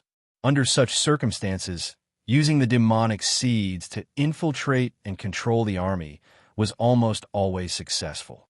At night, the sound of orderly footsteps could be heard on the bluestone official road of Chang. This was the old site of Chang and in the Han Dynasty. Because it was too dilapidated and small, Emperor One of the Sui dynasty built a new city on the southern slope of Longyuan in the southeast and named it Daxing. This place still used the ancient name Chang'an. Most of the high-ranking officials and aristocratic families of the Great Sui lived in Daxing, and this place became the gathering place for all sorts of people. Daxing City was controlled by Yang Guang's Zhao Alliance, and this place became the base of the Chang'an gang. The dark sand official boots stepped on the bluestone path that hadn't been maintained for a long time, stirring up the puddles from last night. The footsteps were extremely light, showing that the owner of these boots had extraordinary lightness skills. Looking through the thin mist in the early morning, one could only see a row of ghost-like shadows. The streets and alleys in Chang were old and messy. People who got up early quietly closed their windows, not daring to make a sound. The muscular men of the capital Zhao alliance quietly stood at the entrance of the alleys. The entire city of Chang was controlled by the soldiers and the members of the capital Zhao alliance. Only the core area of the Chang gang was still under their control. At the headquarters of the Chang gang, Fu Di, the gang leader, slapped the table furiously. The capital Zhao alliance has gone too far. Relying on the support of Yang Wang, that muddle-headed ruler, he dares to bully us. The old city of Chang is our territory. They took over by force just because they have the power of the army. This is intolerable. He slammed his palm heavily on the desk, and with a sudden burst of palm energy, the mahogany desk was smashed into pieces. Seeing Fu Di's anger, the core members of the sect couldn't help but shiver. They could clearly see that Fu Di's palm strength was contained. On the surface, the big table was only split into a few pieces, but in reality, the fibers of the mahogany were completely broken by this palm. If it hit a person, seeing that Fu Di's power had improved again, they quickly made up their minds and didn't dare to have any other thoughts. The mahogany table was sent flying from the hall to the door. Even though it was dozens of steps away, the force was still as strong as a crossbow, with the power to break flesh and bones. However, before it could fly out of the door, it seemed to have fallen into an invisible net. It froze in mid-air and then fell to the ground. "Who is it?" Fu Di raised his head and roared. A pair of black boots stepped into the great hall. Fu Di saw that the person who had come was wearing the clothes of a palace attendant. He was a middle-aged man who had maintained himself well. He had a fair face and no facial hair. Although he was a little old, his skin was like fine white jade due to his proficiency in internal martial arts. His most eye-catching feature was his pair of hands. The joints were well-proportioned, and the nails were neatly trimmed. It was truly a pair of exquisite hands.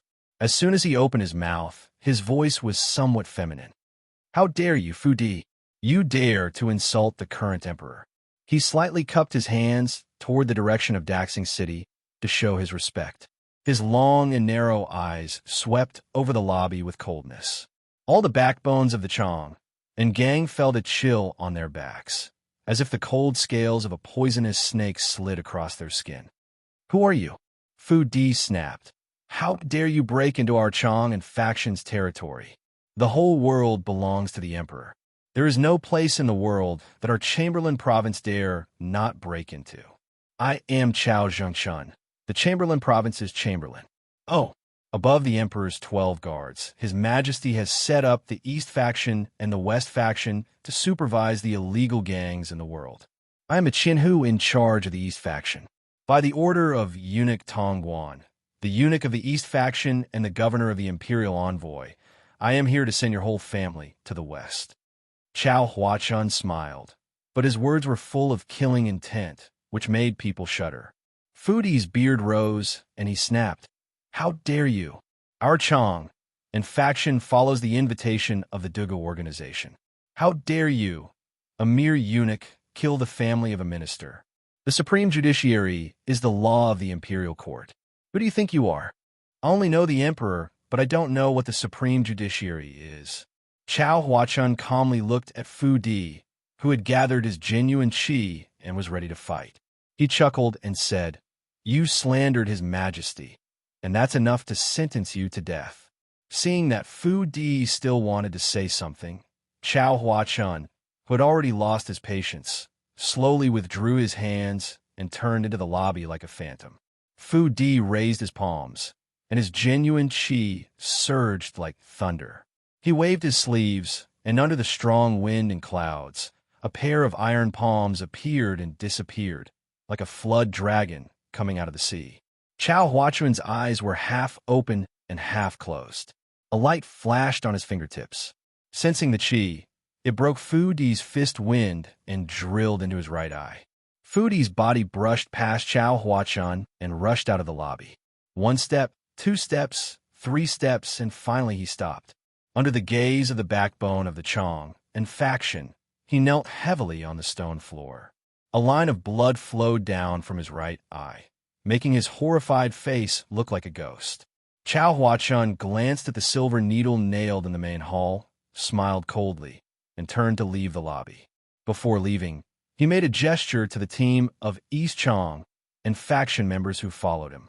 They stood at the door of the headquarters of the Chong and faction and listened to the sound of the blood cutting through the wind. The knife light of the Chong and faction appeared like frost and silk with a blood-red luster. The people nearby could only hear the cries of pain, begging for mercy, pain, struggle before death, and angry roars from the courtyard. However, the sounds gradually disappeared in the time it took to drink a cup of tea. In the mist of dawn, the city of Chong, and returned to its former peace. Liu Shangqin, the Minister General of the Left, was about to go to the court when he heard the screams of his family outside the door. General! The family guarding the door even forgot the rules and rushed into the inner hall in horror. Liu Shangqin scolded, "What are you panicking about? Even if the sky falls, your master will be there." "You don't have to scold me, Lord Liu."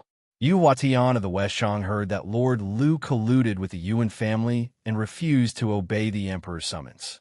"So I came to ask Lord Liu to come with me." Chapter 324. Trouble both inside and outside. Yang Guang put down the report in his hand and sighed. The Yuan clan colluded with the old officials of the Zhou dynasty and has a huge hidden power. There are warlords and generals loyal to them everywhere, which is why I didn't dare to touch them before. After all, the Dugu family is a relative of the emperor. They have the greatest influence in the imperial court. Their leader may be muddle-headed, greedy, and arrogant, but he doesn't dare to make things difficult for me. After all, I am their backer. Dugu Feng isn't muddled. The Song household is complacent. Although they have a marriage alliance with Sichuan's unique castle and have managed the southeast like an iron bucket, they are more than capable of defending their territory, but not enough to advance. Only the Li household has drifted away from the imperial court and has great prestige among the landowning households. Although I've always made things difficult for them and caused them great trouble, the hidden dragon in the abyss will eventually be unable to suppress them. As for the rebels, the Tile Village, Dot, Jinda, and Dufuwei are the most powerful. The rest are just mediocre. And the 8 clans and 10 societies, they are all a group of potential rebels. Yang Guang slammed the information on the 8 gangs and 10 societies onto the long table, flicked his sleeves and sneered, "Let's start with the most recent ones." He turned around and saw that there were only a few old and ugly eunuchs left in the room. These were the ones Tongguan had picked out because their life potential was too low. Now, the number of eunuchs in the inner palace had decreased by more than 10 times. Tens of thousands of eunuchs had all been transferred away by Tongguan. One by one, they were taught the demonic seeds and the sunflower treasure book to fill in the 2 factories. The rest were either old, weak, deaf, blind, or handicapped, or mysterious like shadows, shrouded in yin qi from the inner faction. My country has fallen to the point where 20,000 eunuchs rule the world. Even though Yang Guang had erased his past emotions, he couldn't help but sigh. But he knew that the newly trained 12 guards had not been infected enough by the demonic seed and did not have enough blood to feed on. It would take time to completely control the army of eunuchs. Only the army of eunuchs, because of the miraculous effect of the Sunflower Treasure Book, could gain combat power very quickly. This world was full of martial arts, and all the eunuchs in the palace were skilled in martial arts. However, due to the fact that their limbs were incomplete, it was difficult for them to reach the upper realms of internal martial arts. Thus, there were very few aces. However, this might have been intentional by the previous dynasties. After all, if people who had served their time could still practice good martial arts, then the emperor would be easily controlled by the internal court. After all, it was easy to cultivate in the government. The eunuchs in the palace rarely had anything in the world that they couldn't get their hands on. They were also clean from a young age, and their thoughts were as pure as one. They didn't have to run around for a living, and it was easier for them to focus on something.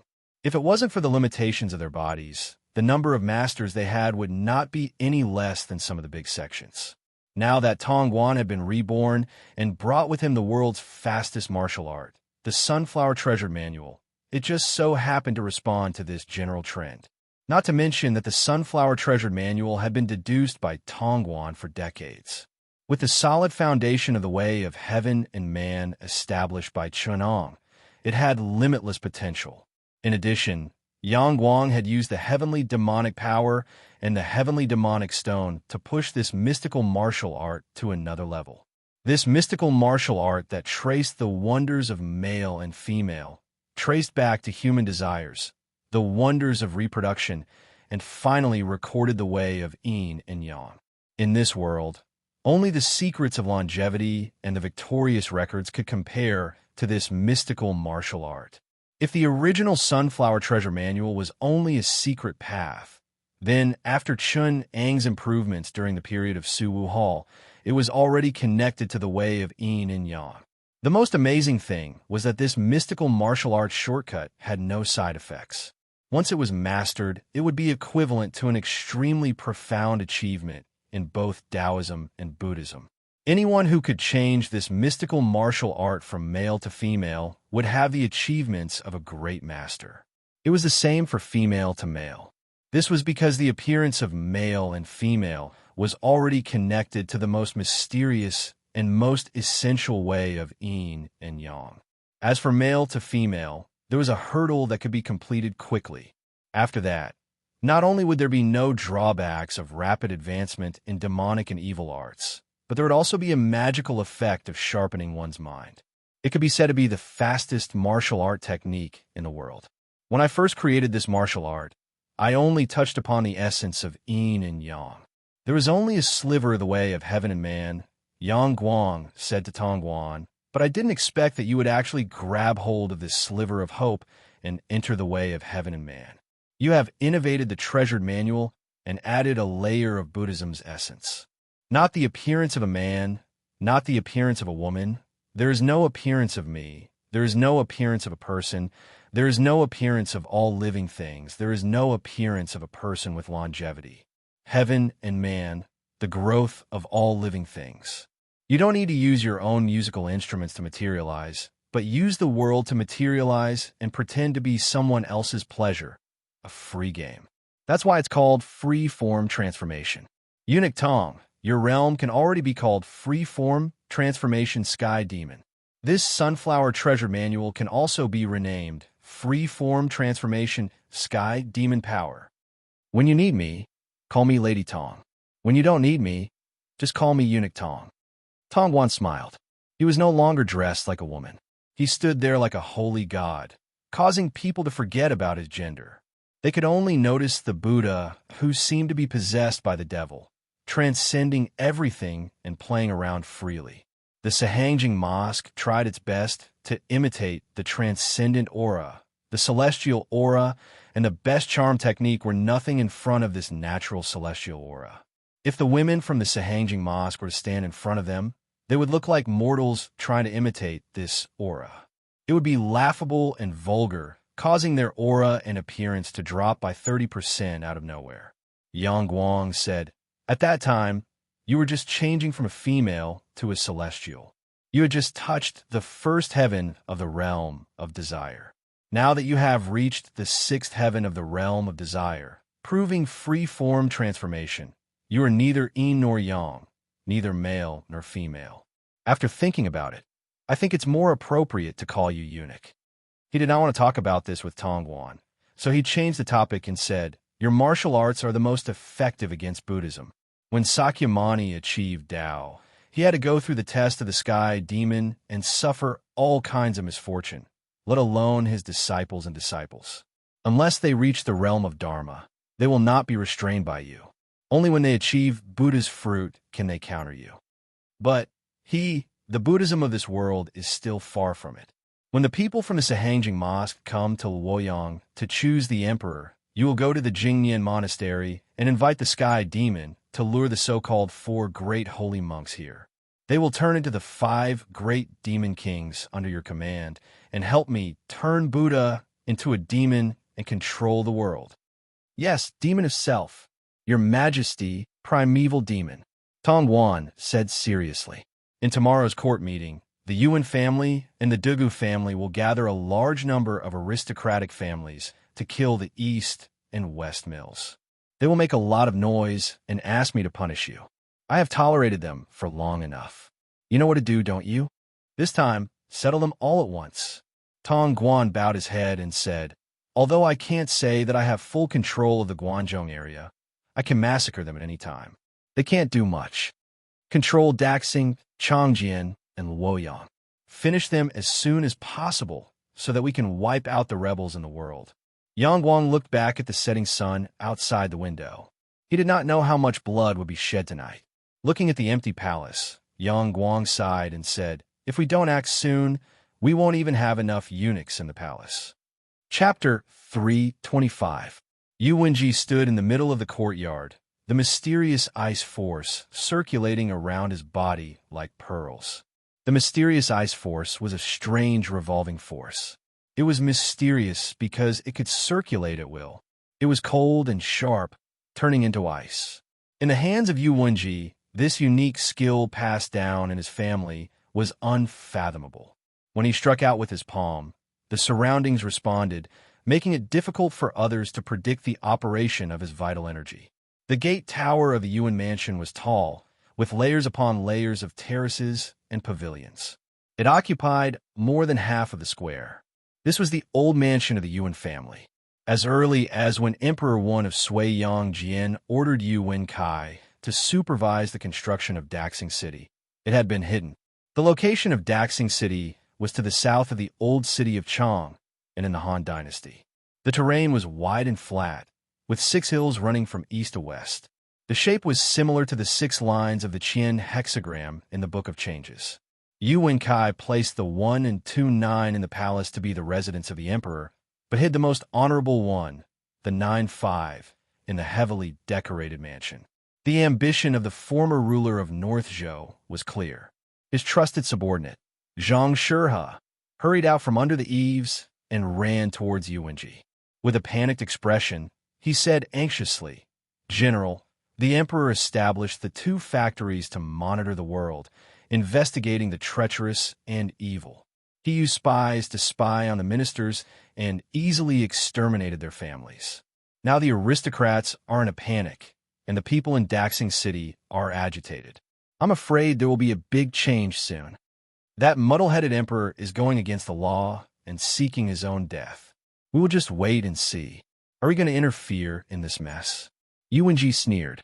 Zhang Shura said worriedly, the eunuchs of the east and west factories have surrounded Daxing City like an iron bucket, as if they are covering our eyes and ears. I'm afraid. What he meant was still quite worried. When Yang Guang summoned the ministers to establish the east and west factories, he was mocked by the scholars. Everyone in the aristocratic families thought that Yang Guang was at his wit's end and actually asked the eunuchs of the palace to do things for him. At that time, the aristocrats thought that they could watch a good show, but they didn't expect those damn eunuchs to be so cruel. In the short span of 20 days, there was no one in Xing City who was not in a state of panic. They were afraid that the 2 factories would knock on their front doors. The effect of Yang Guang's special agent politics was surprisingly good. On one hand, he recruited scholars from poor families to fill up the Secretariat Department, and on the other hand, he promoted the Secretariat Department, which was originally in charge of the Royal Library, to the Inner Court, which assisted the emperor in the administration of documents. On the other hand, he took over the 3 provinces and 6 ministries, and while maintaining the smooth flow of the central government's orders, he killed the 3 provinces and 6 ministries. Those eunuchs were really capable and cruel. If they only knew how to kill, the landowning households would have long ago forced Yang Guang to abdicate the throne or even remonstrated with the imperial court to purge the emperor's side. But under the leadership of Governor Tongguan of the two depots, the eunuchs were highly efficient in their administration. They took over the government affairs and performed better than most of the officials, especially Tongguan himself, who played with power, suppressed, and roped in. There was nothing he did not know. He was also very competent in the affairs of the imperial court. In a short period of time, he had led the household attendant province to solidify its foundation and used all kinds of methods to fight for power with the landowning households. Such a vicious heart and talent were truly terrifying. That incapable emperor must be tired of living. He actually let a group of eunuchs rule. Even the son of a commoner can climb over our heads. Does he think that the people of this world are not loyal enough? Yuanji only sneered. A mysterious smile appeared at the corner of his mouth, and he said lightly, "My father will deal with such a perverse act. We just need to wait for the right time." Zhang Shurha nodded in agreement. Now that they were in the teeth of the storm, it was better to be cautious. Just as the two of them sat down and were about to have tea, a sudden noise came from the front yard of the Yuan family. It seemed that something had happened. Zhang Shurha got up and was about to go check it out. But before he could move, a person who looked like a bloody gourd appeared and threw himself at the two of them, crying.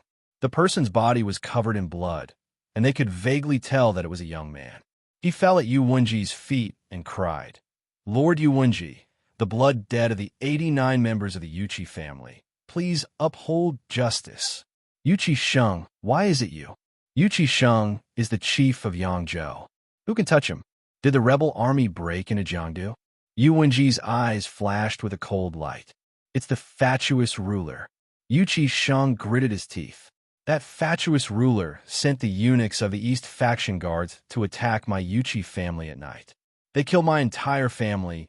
Not even a dog or a parrot was spared. Now, in Jiangdu, the eunuchs are in charge of the military and control the entire city. The subordinates who were loyal to my father either betrayed him or were killed by the eunuchs of the East faction guards. Yuchi Sheng yelled and kowtowed to Yuanji. His forehead was dyed red with blood. How is that possible? Yuanji said in disbelief. How dare that fatuous ruler? How dare he? Without the approval of the Hall of Governmental Affairs, how dare this fatuous ruler kill an official? What crime did he use to kill your father? Zhang Shurha did not care about anything else. He stepped forward and asked in a hurry. The eunuchs said that my great-uncle Yuchi Zhou had caused trouble when Yang Jian ascended to the throne. He said that my father was the descendant of a traitor who harbored evil intentions towards the former Zhou dynasty. The fatuous ruler ordered the entire family to be killed. Yuchi Sheng was sobbing. What kind of reason is that? Yuanji slammed the table and stood up. He pointed to the sky and roared. My Yuan family is the descendant of the Zhou dynasty's royal family. Did Yang Guang want to kill my entire family? I will definitely seek justice for you. Oh, is that really what General Yuan thinks? A soft and sorrowful voice came from behind Yuanji. I'm just here to catch a fugitive. I didn't expect to hear such bold words from General Yuan. How bold, how bold. You don't even respect the East faction guards at all. A eunuch in black leisurely came from the front yard with a dozen foreigners. The eunuch in front glanced at Yuchi Sheng, causing him to tremble uncontrollably. It's him, it's him. Yuchi Sheng seemed to have woken up from a nightmare. He pointed at the eunuch and said, Lu Jin, he was the one who brought people to kill my entire family. He used a thin knife to kill 13 of my family's highly skilled servants. In the end, he pierced through my father's chest. At that time, he was smiling like this. Yuchi Sheng's voice was filled with blood. Every word he said was heartbreaking. However, Lu Jin's smile did not change. He continued to look at Yuanji calmly. I wonder if you have any evidence to prove that Lord Yuchi Sheng is plotting a rebellion against the Zhou dynasty? If you don't blame me for being impolite. Today, I will definitely seek justice for Lord Yuchi Sheng in front of the emperor. The Yuchi family is the pillar of the Sui dynasty. How can it be sentenced to death for some groundless crime? Yuanji's face was gloomy. His eyes were filled with murderous intent. His mystic ice force was concentrated in his palms. If Lu Jin's answer was even slightly wrong, he would be greeted with an earth-shattering attack. Lu Jin clapped his hands, and a head was thrown out from behind him. It spun in the dust. Sima Dikan? Seeing the head, Yu Wenji's expression changed drastically. P.S. I caught a cold and felt a little dizzy. I wrote it in a hurry and changed it after I woke up. Chapter 326. Yang Guang's actions had caused countless people in the world to want to eat his flesh and sleep on his skin. There were countless experts in the rebel army, and the clans that wanted Yang Guang dead were even more powerful. There were also foreign races like Goryeo and Turks who wanted Yang Guang dead. The reason why Yang Guang was still alive was because of the Imperial Army Commander Sima Dikan and the other Sui court experts. Today, Yu Huaji would not be surprised if anyone's head was placed there. Only Sima Dikan could make him so shocked. How could you kill him? Moreover, is Yang Guang not afraid of the Shaoguo army's rebellion? Yu Huaji said with a trembling voice. A mere Sima Dikan? Huh, do you think His Majesty really trusts him? His Majesty does not trust anyone. He is really bold and arrogant. He even dares to collude with your Yuan clan under the surveillance of our East military order. You want to use military force? You are really seeking death. As for the Shaoguo army, don't you know that His Majesty has already reformed the military system and handed it over to Chief Supervisor Tong? Yu Huaji's mind had only been distracted for a moment. Now that he had calmed down and observed carefully, he indeed found some clues on Sima Dikan's body. On that head, Sima Dikan's expression was frozen in the moment before his death. Half of his hair and beard were standing on end as he roared and fought fiercely. Yu Huaji had seen him fight several times, and it was always this expression. The other half was dumbfounded with eyes wide open and an expression of disbelief. Yu Wenhua could see that Sima Dikan didn't have such an expression because he was poisoned, nor because he had been stabbed in the back. His death came very fast, so fast that he didn't even have the time to change his shocked expression before he was beheaded. Looking at his eyes after death, they did not slacken, but were tightly fixed on one point. Yu Wenji closed his eyes and tried to restore the might of this blade with his own martial arts cultivation. Sima Dikan had used a martial art from the battlefield, and his frontal attack was the strongest. It was almost invincible. Even if Yu Wenji were to fight against him, he would have to avoid the sharp edge and use the profound ice force to attack the flaws in his movement technique. However, the person who killed Sima Dikan had actually used a blade to attack the strongest point of Sima Dikan's frontal attack. From the cut on the neck, it seemed to be a thin, long saber. Its weight was certainly very light, and the edge of the saber was abnormally sharp. This was the only way it could pierce through the gaps between Sima Dikan's saber techniques. Using most of his mind to simulate this scene, Yu Wenji's face was covered in more and more cold sweat. A terrified expression appeared on his face. He suddenly saw a flash of saber light coming at him. When he saw the saber light, he could already feel the cold light like a light breeze blowing on his face. His strength was leaving him bit by bit. Before the expression on his face could change, he felt his body lighten, and he flew higher and higher into the air. A headless body. Whose body is that? Sima Dikan? Yu Wenhua's last bit of consciousness saw the appearance of the body. It was Yu Wenhua's body. Ah!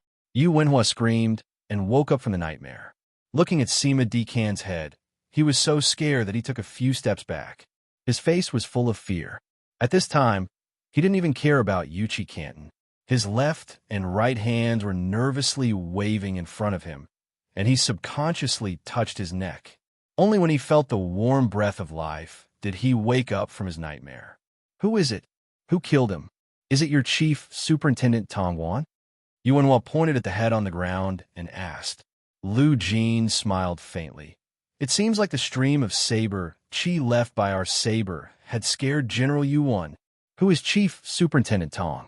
Why would she kill someone like Sima Dikan personally? Of course, it was me who killed him. Ha ha! It is your Yuan family's leader, Yuan Shang, who is worthy of Chief Superintendent's attention. Lu Jin seemed to be shy and timid as he glanced at Yu Wenhua, and said with a smile, General Yuan, my brother Yuan Jiji is still in the prison of our East Order faction because he colluded with Sima Decan. Today, during the morning assembly, His Majesty would like to ask your Yuan family personally. Do you want to die? He imitated Yang Guang's tone when he said the last sentence. The demonic aura in it was monstrous. Even though it was only a small imitation, it was still enough to make Zhang Shurha wet his pants. Seeing this, Lu Jin laughed out loud. He and the East faction guards behind him unsheathed the thin sabers on their waists and said sternly, Yuan Hua, are you going to hand over the imperial court criminal today? If you don't blame me for being merciless. Yuan Hua didn't hesitate at all and pulled out the long saber from the rack beside him. The East Order faction soldiers all unsheathed their sabers at the same time, but they were stopped by Lu Jin. Yuan Hua's saber flashed and beheaded Yuchi Canton beside him. The blood splattered on his face, making him look like a demon. Zhang Shurha was so frightened by this turn of events that he didn't know what to do. He was stunned on the spot. Picking up the head of his old friend's son, Yuan Hua personally offered it up and said, Huaji didn't know the inside story and was deceived by that despicable person, ruining your plans. Men, offer 100 taels of gold as an apology. Ha ha ha. Lu Jin laughed loudly and said, Yuan Hua, how are you? You are very good. With a wave of his sleeve, he accepted the 100 taels of gold from the Yuan family with a smile. Lu Jin had the soldiers pick up the 2 heads on the ground and prepared to leave the Yuan family. Before he left, he turned back to look at Yuan Hua, who didn't even wipe off the blood on his face. He smiled and said, General Yuan, take care. His Majesty's tolerance is not without limits. We are only a saber for His Majesty and Chief Supervisor Tong. A saber should not have its own will. After the eunuchs of the East Order faction left, everyone in the Yuan family felt as if they had just survived a disaster. The servants were so scared that they collapsed to the ground. Even the Yuan private soldiers, who were experienced on the battlefield, felt ashamed and scared. Looking at his family, soldiers, and even Zhang Shurha's faces, Yuanji fell silent. His family members, soldiers, and even Zhang Shurha all had frightened expressions on their faces. The East Order faction's despotic power has reached this level. Men, prepare the horse. I want to go to the Yuan family mansion. Yuan Hua shouted loudly. But, General, the court is about to begin. Looking at the fear in the eyes of the family members who were leading the horse, Yuan Hua suddenly wanted to laugh out loud. Since when did the Yuan family care about such things? Since when did his family and servants remind him of the morning court? In just a short period of time, the East Order faction had cast a shadow on them to such an extent. I will go to court directly from my uncle's place. The Yuan family is not to be trifled with. Yuan Hua mounted the horse and whipped it, leaving a cloud of dust behind. The sound of the horse's hooves echoed on the yellow official road, heading toward the old mansion. The sun peeked out a little from the east. The morning glow was bright red like fire and blood. Within the great sway imperial city, the heavy gate was pushed open by 2 rows of soldiers. To be continued. Chapter 327. The leader of Yuan clan, Yuan Shang, had his eyes half closed, as if he had fallen into some kind of reverie. He focused on martial arts, and together with Song Ke, they were the top 2 martial artists below Ning Daoqi in Middle-earth. Although they were powerful, they had never been involved in politics. They had left all the power of Yuan clan to his nephew, Yuan Wenji. However, he himself was a stabilizing force for Yuan clan. He could not be underestimated. Huaji, you have lost this time. He sighed, since Yang Guang has taken control of Daxing, and the eunuchs of the East and West faction have eyes and ears everywhere in the 2 capitals. You no longer have any chance in Daxing. Right now, the only chance of survival is outside the capital.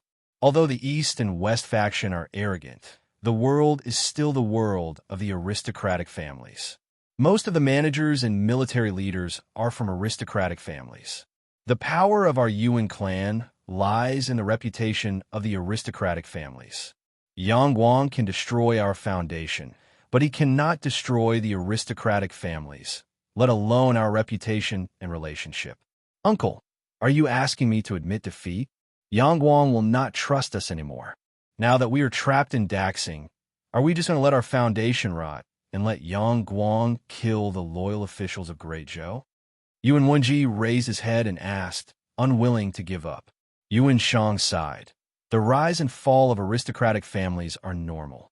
As long as Yuan clan protects itself, Yang Guang will not do anything to us. When the world is strong again, there will be a day when we can rise again. Why should we care about the temporary gains and losses? 1,000-year-old aristocratic family, 100-year-old dynasty. Huaji, you are not far-sighted enough. We are not at the end of the road yet, Yuan Wenji said coldly. Right now, the morale of the armies in Daxing is not stable yet. They are only temporarily following Yang Guang, and that incapable ruler has destroyed his own foundation. Right now, other than those damned eunuchs, there is no longer any power under Yang Guang's control. He mobilized all the armies outside the city and guarded the gate, but this exposed the emptiness of the city. Right now, the Dugu clan is also dissatisfied with Yang Guang. Why don't we work together? Huaji, Yuan Shang stopped him. Tong Guan's martial arts are so powerful that even I can't see through him. The power of the East and West faction is no weaker than us. Without the slightest chance, we can't bet the lives of the entire Yuan clan on a plan. Are we just going to watch Shiji die? Uncle, today that fatuous emperor can put Jiji in the death cell. Tomorrow he can attack Qingdu and Wudi. At that time, how are we going to save them? Yuan Ji asked in a trembling voice. Besides, Dugu Feng has also sent a letter. He took out a secret letter and handed it to Yuan Shang. Dugu Feng is the commander of the Imperial Army, in charge of the Imperial Guards, Cavalry Guards, Martial Guards, Garrison Guards, Imperial Guards, and Marquis Guards. There are a total of 6,000 people, and they're the most important guards in the Imperial City. His brother, Dugu Sheng, is an expert that Yang Guang easily trusts. Our strength has already far surpassed that of the Eastern and Western workshops, although those damned eunuchs are savage. After all, they have only been established for a few months. How many kung fu experts can they have? The sky outside the window was already bright. Yuan Shang said tiredly, I will go to court with you. Qingdu and Wudi will stay in the hiding place we have prepared. If we die, you guys just burn down the Yuan clan and protect Qingdu and Shiji as they go to Taiyuan to seek refuge with the Li clan. The sky was bright, and the officials who came for the court had already gathered outside the imperial city. After the failure of the 3 expeditions to Korea, the Sui dynasty was in flames, and Yang Guang was addicted to wine and women. It was rare for him to have a morning court. Moreover, he had recently established the Eastern and Western workshops, and he had gone against the rules and killed the officials.